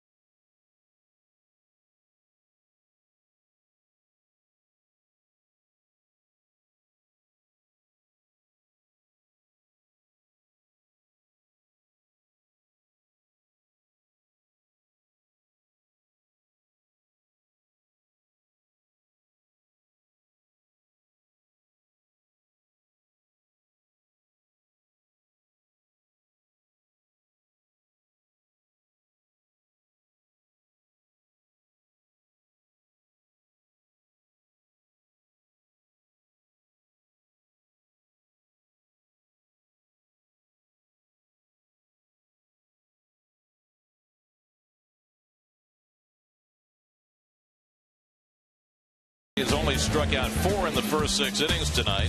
Not one of his bigger strikeout performances, but he has been right on his game nonetheless. He's faced just 2 over the minimum over the first 6 innings and working on a 2-hit shutout. And now he takes them out for the 7th inning, having thrown only 70 pitches tonight. 3, 4, and 5 in the Colorado batting order. Tulowitzki, Kadire, and Helton will come up against Matt in the 7th.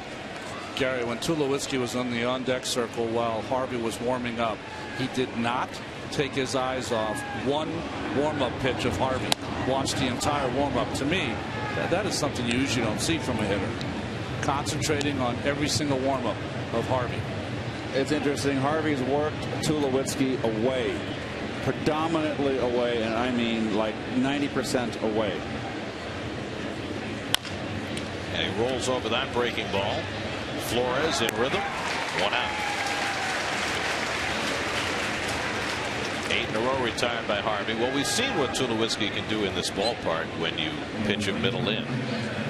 That series 2 years ago when he homered in 4 straight games in a 4-game sweep.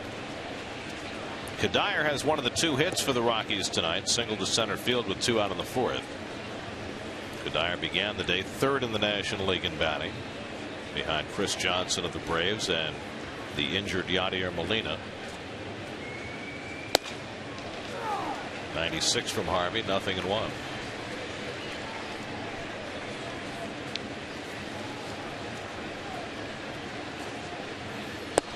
Keith, what Ronnie was talking about before, an on-deck hitter having his eyes glued to every warm-up pitch. Is that something you used to do? I used to watch a pitcher warm up, and he didn't have to be in the on-deck circle. You always watch. I've set it up in the booth. You watch. If you're a right-hand hitter, you watch from the dugout. If you're not in the on-deck circle, how the right-hander is pitching every right-hand hitter in the lineup. Mr. Helton just waved over here.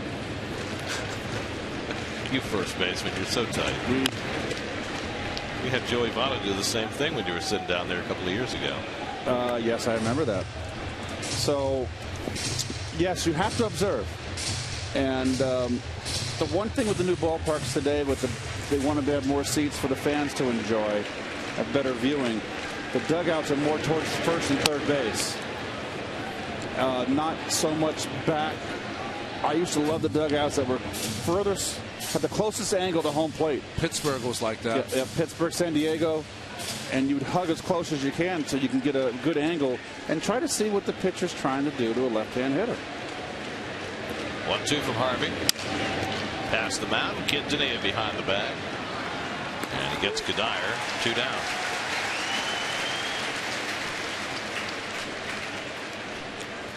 Cold Hard Facts brought to you by Frost Brewed Coors Light.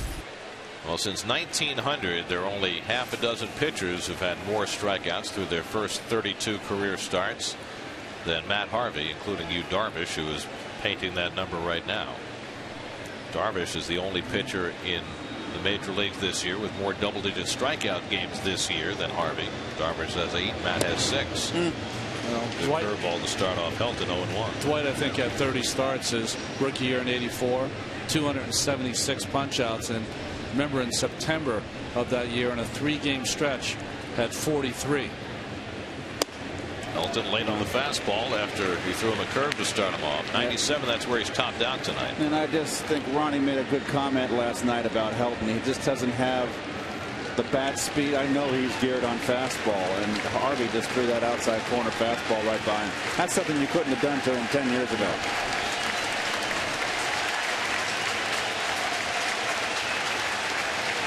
To Helton. Struck him out.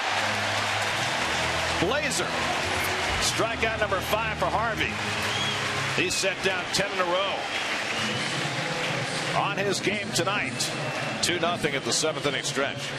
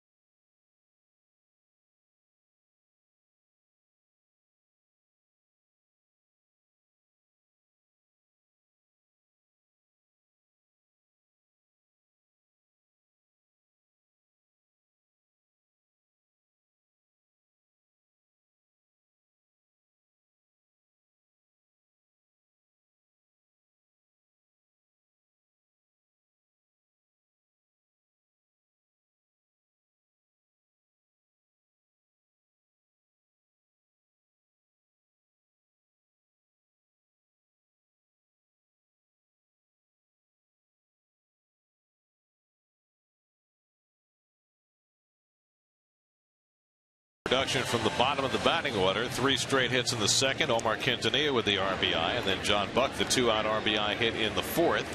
And that's been plenty for Matt Harvey tonight. He's thrown 7 scoreless innings with only 81 pitches. Buck leads off in the home 7th. 2 for 2 tonight. Single to center, single to right. He has 57 RBIs now, 3 behind Marlon Byrd for the club lead. Buck, Quintanilla, and Harvey for the Mets against Chacin. And the breaking ball fouled off. 1-1.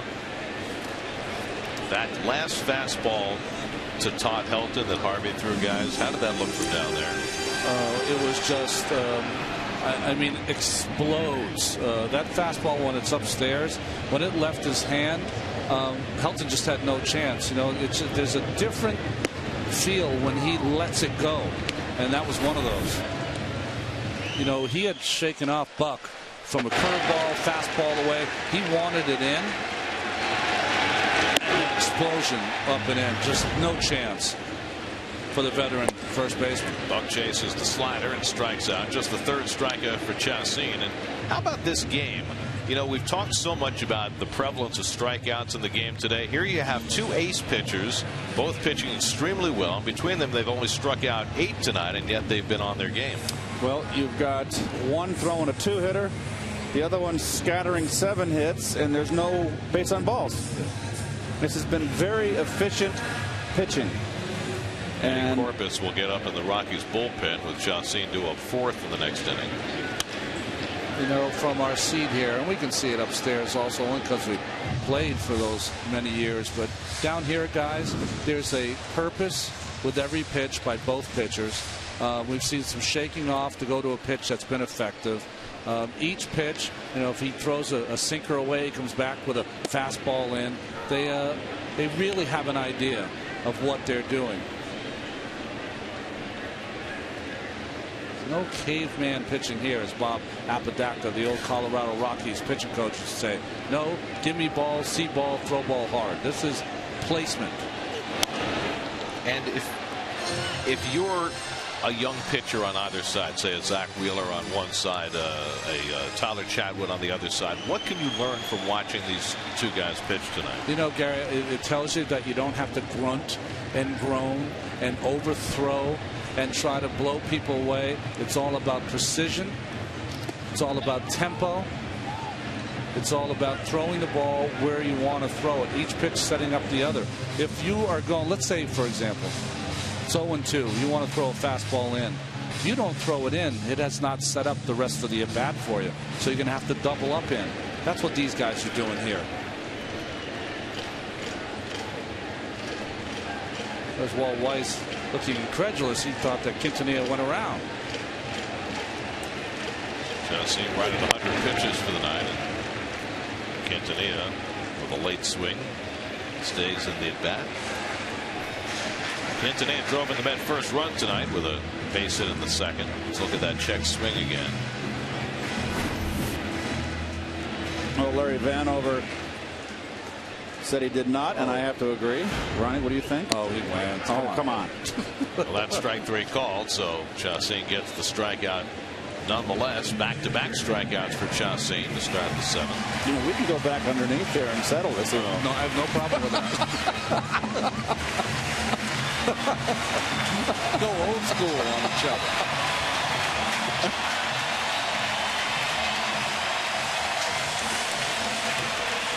This is something you just don't see enough in today's game, isn't it?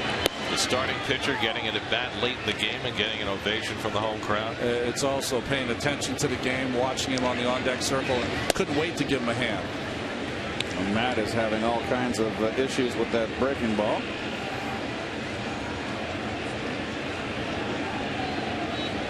(0-2). And Chacin misses with a fastball. Chacin, by the way, is throwing harder in the 7th than he has all night. He put a little something on that one. And he strikes out Harvey to end the inning.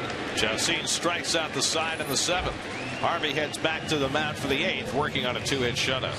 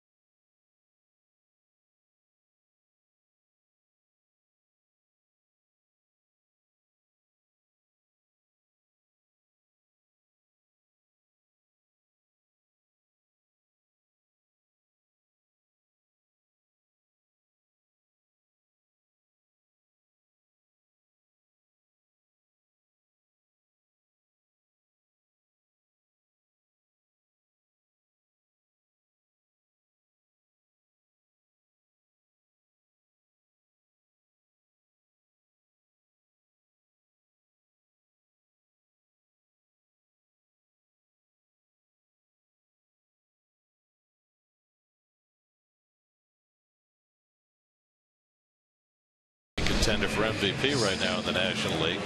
SNY Super Slow Motion is brought to you by your Mercedes-Benz Tri-State dealers. Visit them on the web at searchmercedes.com.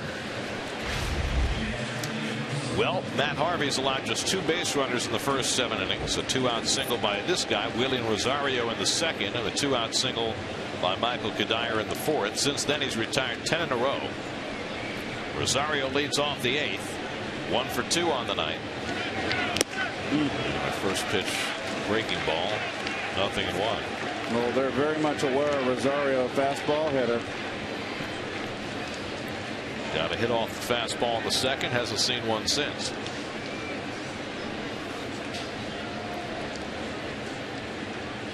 When you're playing in a shutout, I'm talking about the guys defensively behind Harvey. It's not a no-hitter, but you're on your toes like that because it's a shutout. 2-0 game. Anything can go wrong. So you're on your toes to make every play. There's a fastball up and in. Ooh. 0-2. All those guys, you can pound them inside. Don't look at that. Tied him up. Look at him bring his right arm in to try to adjust to being buried inside. Let's see if he doubles up in there. No, he goes to the curveball. 0-2. Struck him out. Number 6 for Matt Harvey. 1 down in the 8th. Quick work. Well, I hate to use this word, but this is like being bullied.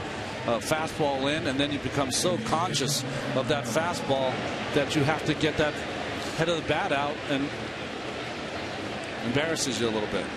Tough. So 1 out and nobody on. Now Nolan Arenado, who's 0 for 2, twice has hit the ball on the ground tonight. Harvey's gotten 10 ground ball outs in this game. And when you don't get the leadoff man on, it's awfully hard to score. 1-1 to Arenado. Well, the goal here for Matt, in addition to putting up a 0 here in the 8th, is to keep his pitch count low enough that he can go out there and try and complete this game, something he's never done in the major leagues. He does have a 9-inning stint to his credit. That was that wonderful game he pitched against the White Sox when he allowed just 1 hit in 9 innings. But didn't get the victory because it took 10 for the Mets to win that night.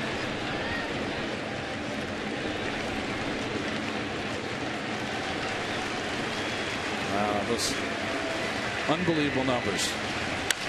Arenado lifts one down the right field line over toward that short fence, and Bird reaching at the last moment, can't get to it. That angled short fence is so difficult, and as Murphy and Bird both got there, Bird just didn't have enough time. You can get hurt there too. Yeah. You know, you're kind of hitting you right in your waist. You can get a back injury. Look at Bird right there. You can hurt your back if you're not careful. And if you go over that, it's only cement past that little wall. You know, if you were to topple over, party over. That fence has come into play from the very first game that was played here at Citi Field. Just knew that that was going to be a difficult spot in the ballpark. 1-2 to Arenado. Slow ground ball toward the hole. Flores can't get it. Quintanilla can, and he throws him out. No, he's called safe. The first base umpire, David Rackley, said safe. He appeared out from here, and Terry Collins will come out to argue. Rackley, a rookie umpire. I thought he beat it. It's a tough angle for us right here. Well, I think he's out. Yep. He had a very strange stride toward first base. He's lucky he was out. It's almost like he was leaning backwards to touch the base. It's almost as though he miscalculated his steps and just tried to stretch for that extra little bit on that last stride and slowed him down a little bit, and that might have confused the umpire. That was almost looked like the ministry of silly walks there up the first base line.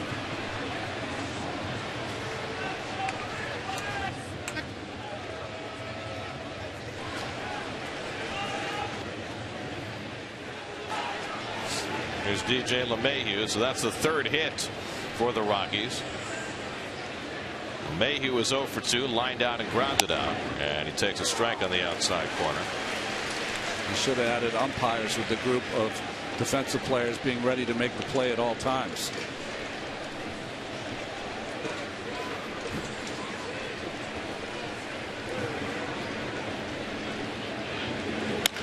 LeMahieu. It's a double play ball to Quintanilla. To Murphy for one. Double play. Side retired. Mets get an unfortunate call. Harvey makes up for it by getting the double play ball from LeMahieu. 8 scoreless innings from Matt Harvey. 2-0 New York.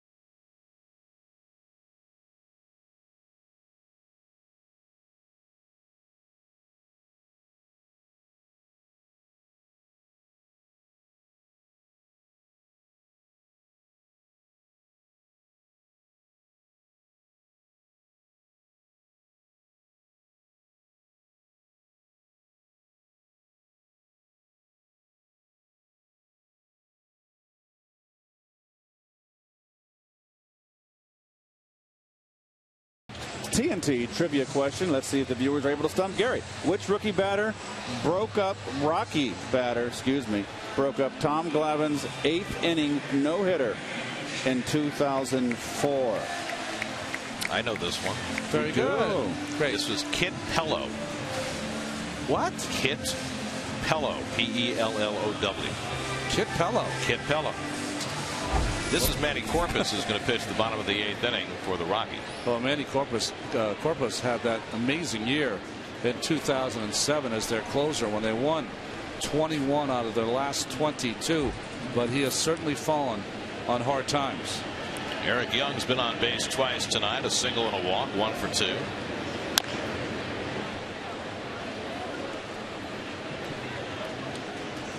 Well, we'll see if Gary gets it. I'm sure he does. Yep. I wouldn't lie to you, kid. No, I'll be like Alex Trebek. Did you spell it right? Or put it in the form of a question. It sounds like a character in a Zane Grey novel. Kit Pello.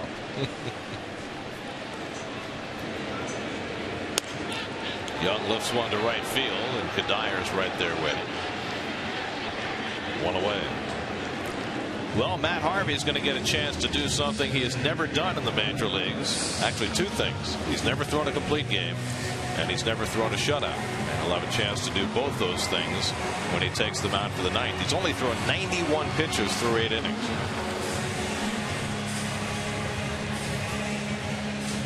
Three base runners. He's faced just 2 over the minimum. Here's Lagares, who's 0 for 3. He's lined out his last 2 at bats.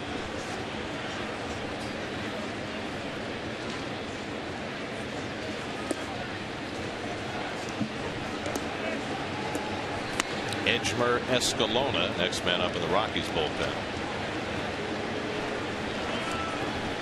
The Mets have had only 1 complete game this season, and it was a complete game loss. A memorable game. Right before the Harvey Wheeler doubleheader in Atlanta that got this Mets hot streak going. Dylan G carried a shutout into the 9th inning in Atlanta and lost 2-1 on the Freddie Freeman 2-run homer. 8 1/3 complete game loss for G, and that's the only complete game by a Mets starter this season. So Harvey will try and change that. 3-0 now to Lagares with Murphy on deck. And that's inside, ball 4, and Lagares is on with a 1-out walk. Only the second walk of this game. New York Mets baseball on SNY is brought to you by State Farm. Tonight's State Farm agent of the day is Pat Cauley of Glendale, New York. Contact Pat's office at patcauley.com. By Brooklyn Burger, the premium steakhouse burger and the official burger of the New York Mets. And by Bud Light Lime, summer is calling. Mets looking for some insurance for Matt Harvey here in the bottom of the 8th as Daniel Murphy steps in. Murphy is 1 for 3, singled back in the first inning.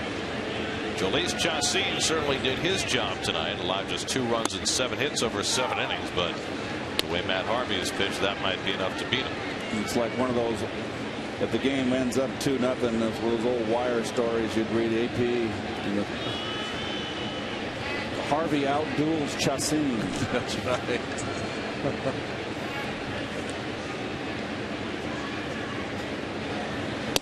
By the way, just to give a measure of how well Chacin pitched tonight, since he hurt his shoulder last year, this was his 31st start. It's only the 3rd time in those 31 starts he's thrown over 100 pitches. He threw 106 tonight and struck out the side in his last inning. Yeah. And like you said, Gary, he was throwing harder in that last inning than he did at any other point in the game.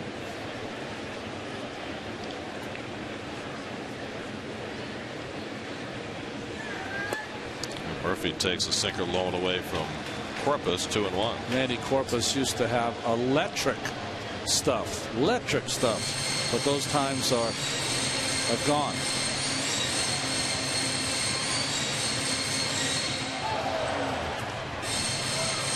You can win a trip for 4 to Universal Orlando Resort. Enjoy all the action and fun of Universal's 2 amazing theme parks and stay on site at the electrifying Hard Rock Hotel. Just go to sny.tv/Toyota and enter the Toyota Fan Flyaway Sweepstakes for your chance to win. Lagares at first and 1 out. 31-year-old Manny Corpus in his 2nd tour of duty with the Rockies. Pitched for the Cubs last year. Misses away to Murphy after walking Lagares. He's now behind 3-1 on Murphy. I got to believe that Lagares now will be put in motion.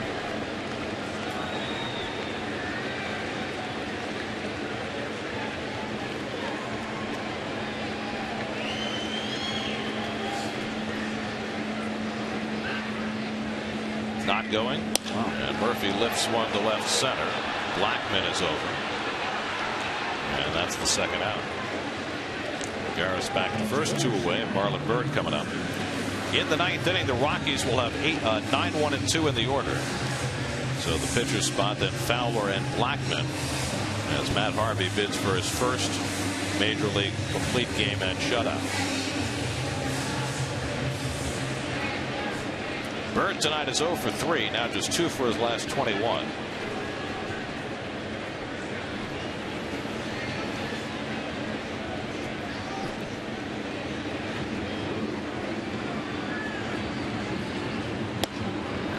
Takes a fastball strike.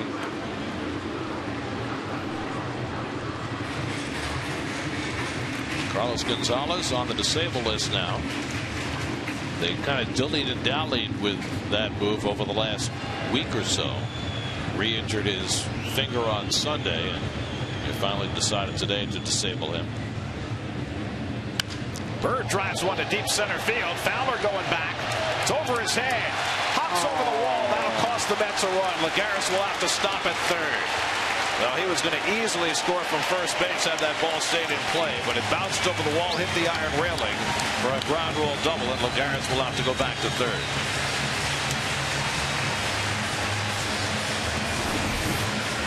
Very unfortunate break here.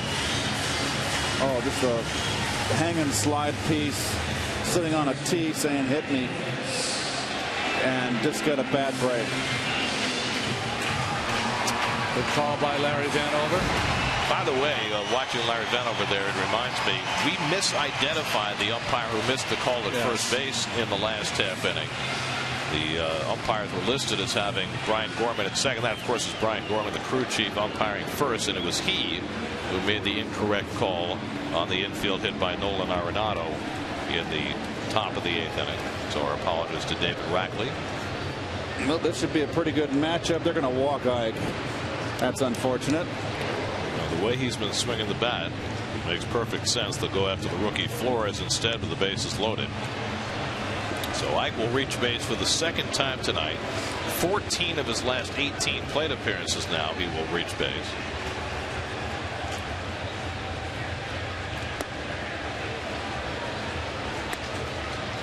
He had a double and scored a run in the 4th inning. And so Wilmer Flores will get a chance to drive in his first big league run on the same night he has picked up his first major league hit. There's Walt Weiss. You're going to get your first big league hit. If you're going to go for your first big league homer, why not do it with the bases loaded? You know, we talked last night about how nervous Wilmer might be, and he kind of said that after the game last night, that he tried a little too hard. What is that second day like? And does it matter whether you've gotten your first hit yet? Oh, it matters. When you get that first hit, it takes the whole the weight of the world off your shoulders, Gary. You carry that 0 for 4 home with you that night after that first game you play, and you don't feel like you can take a deep breath until you get that first hit. Well, he's got that under his belt now. He's 1 for 3 tonight. This is an RBI opportunity for him now, one of the few he's had. So he's got a little butterflies. He's not settled in yet. It takes a while to get settled into the big leagues. Lagares at 3rd. Bird at 2nd. Davis at 1st with 2 out. Mets up 2-0 in the bottom of the 8th and looking to increase their margin. Flores at 15 home runs, drove in 86 runs for Las Vegas before his call-up. Oh, he goes after the first pitch. 0-1. Drop Laredo on him. Buell Blackwell.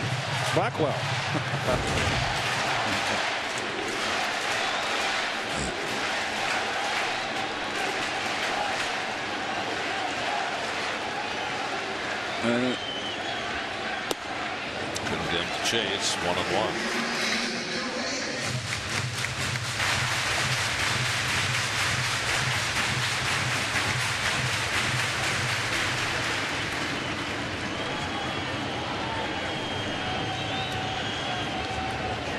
Bases loaded, 2 down, 1-1 to Flores. And he ignores low. 2-1.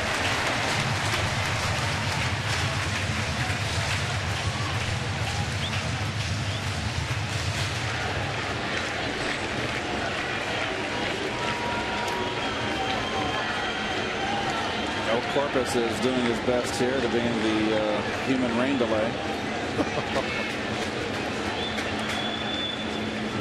Now he's 2-1, and Flores takes a strike. 2-2.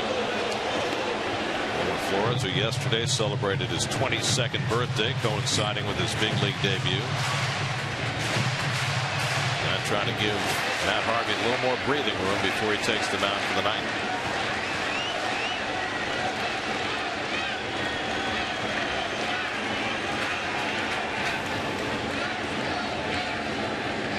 Two from Corpus, and he lines one, base hit. Lagares is in. Bird will score. Davis being waved home. It's a 3-run double for Wilmer Flores, and the Mets have a 5-0 lead.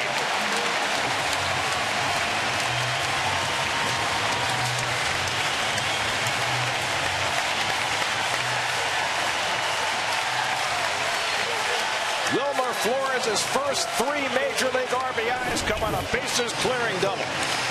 Drop sidearm on him, fastball, turns on it up and in. Nicely done. That gets his RBIs out of the way here. Big day for Wilmer. And Ike, I know, watch Ike in the backside here. Ike gets running and gets a little head of steam. He's not a truck horse. He runs well. Cut the bat nice, didn't he? Yes, he did. To get that bat out of the way. He's been running this year better than ever. So now the Mets with a 5-0 edge in the 8th, and here's John Buck.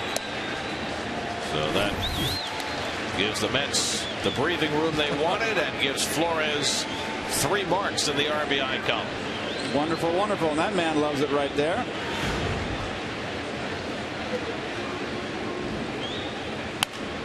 Those 2-out ribeye steaks, they're sweet. Especially when they come 3 at a time. Well, they intentionally walk Davis to get to Flores, and Flores makes them pay. First game, he said, I was just trying too hard. Relaxed a little in the second game. And what a game. A couple of hits and 3 RBI. Well, last night the 3 RBIs were by Lagares. Tonight, Flores. I talked to Flores before the game last night. I said, who are your baseball heroes? And he smiled. He said, Edgardo Alfonso. Oh, wow. He said, I used to go with my dad to watch him play winter ball for Magallanes, his hometown team in Venezuela. He said he was always my guy. Of course, Fonzie was a big guy to drive in a key run. 2-2 to Buck. That's the proper person to emulate, right? As a hitter. David Aardsma up just in case in the Mets bullpen. Doesn't even have his glove on yet. Matt Harvey, I think, is expecting to get the final outs. 2-2 to Buck, and it's in tight 3-2. By the way, Flores got to play for Edgardo's older brother Edgar his first 2 years in the Mets farm system, so just solidified his bond with the Alfonso family.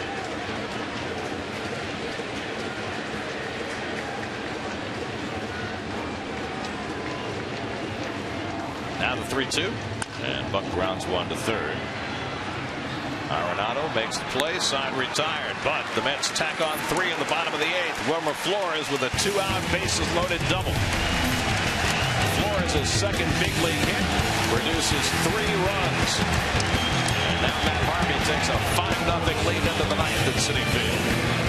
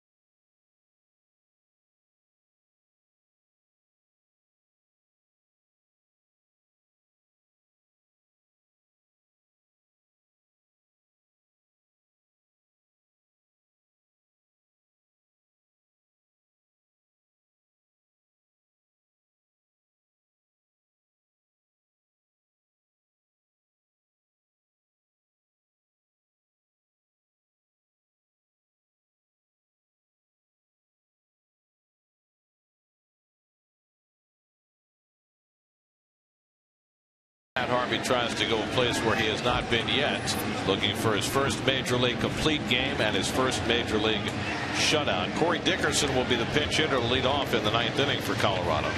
Dickerson started last night in left field and went 1 for 4. It'll be Dickerson, then Dexter Fowler and Charlie Blackmon for the Rockies in the top of the 9th. Keith and Ron have been watching most of this game from the second row behind home plate and watching Matt Harvey spin his magic. And he has been doing that. I think the one thing we've seen the entire game is all business, never change of expression. It's pretty fun to watch, to tell you the truth. Just very serious about his craft. Well, 93 pitches, and Gary, he is throwing bullets. Fowler on deck.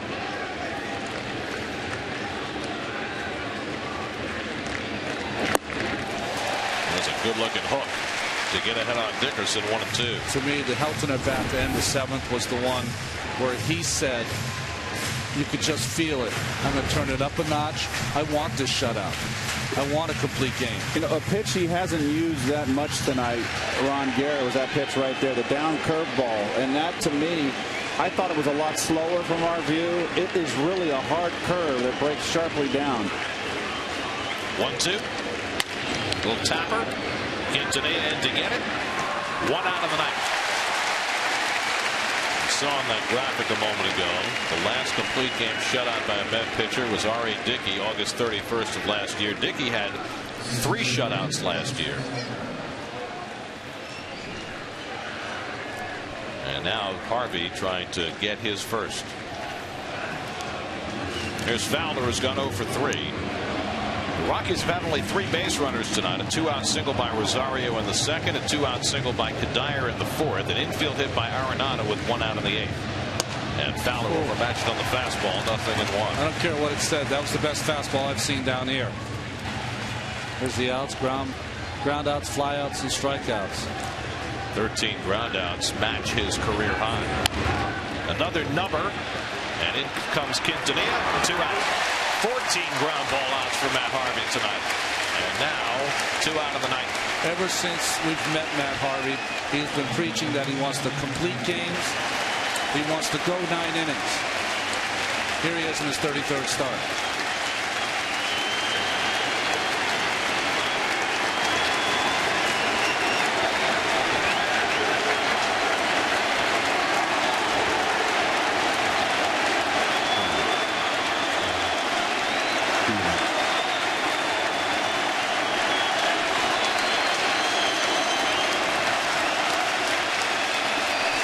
Blackman, the last hope for the Rockies. And he flies one foul. This crowd has been into it all night. They gave Matt a huge hand as he came out to pitch tonight, and it's only gotten louder from there.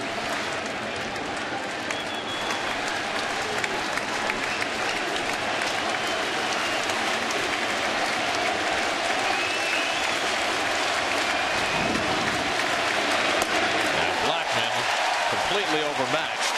And now the Rockies are down to their final strike. I think he's going to dial up another fastball here. A triple figure one. 2 outs, 2 strikes, and his 100th pitch of the night just coming down. Line off Harvey and into right field, a base hit. That bullet off the bat of Blackman. Did you guys see where it hit him? Yeah, it hit him on his inner thigh, I think, and I think it hurt him. He winced. Inner thigh or knee. I thought it got him on the left knee. Ray Ramirez and Terry Collins instantly out to see. Let's watch. Right knee. Yep, sorry. Off the outside of the right knee.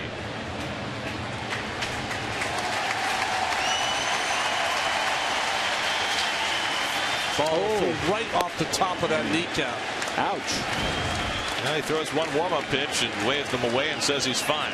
It won't be fine until about 5 minutes from now. Well, we gave you the news earlier tonight about Shelby Miller getting struck on the elbow by a line drive off the bat of Carl Crawford. Harvey appears to be a little luckier here.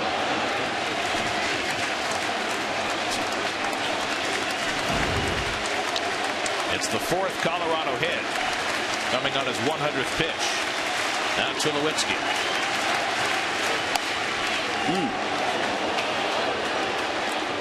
Well, he's going to have to ice that knee up when this game's over. If he caught that above the knee, Keith, and the lower kind of leg, he might be all right. The kneecap is the problem. Slider outside to Tulowitzki.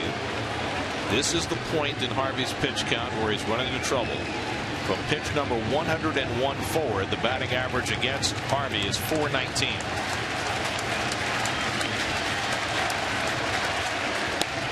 There's a strike, 2-1. Still executing. Well, that's one thing Harvey can do, Ron, is that he can really paint that knee-high outside corner to the right-hand hitters. Martinsman and Feliciano staying ready just in case as Harvey tries to secure the final out. 2-1 to Tulowitzki. And he bounces the slider. 3-1. He has not walked a batter tonight.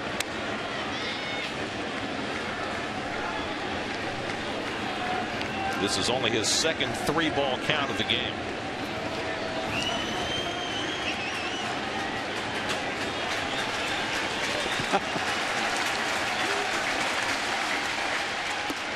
There's a strike as Blackman takes second on defensive indifference. And again, the Rockies are down to their final strike.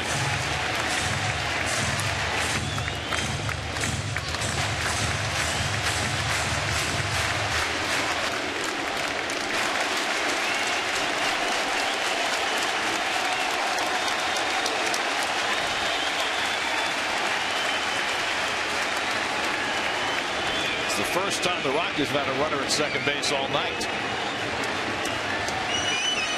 So Harvey and Buck making sure they're on the same page.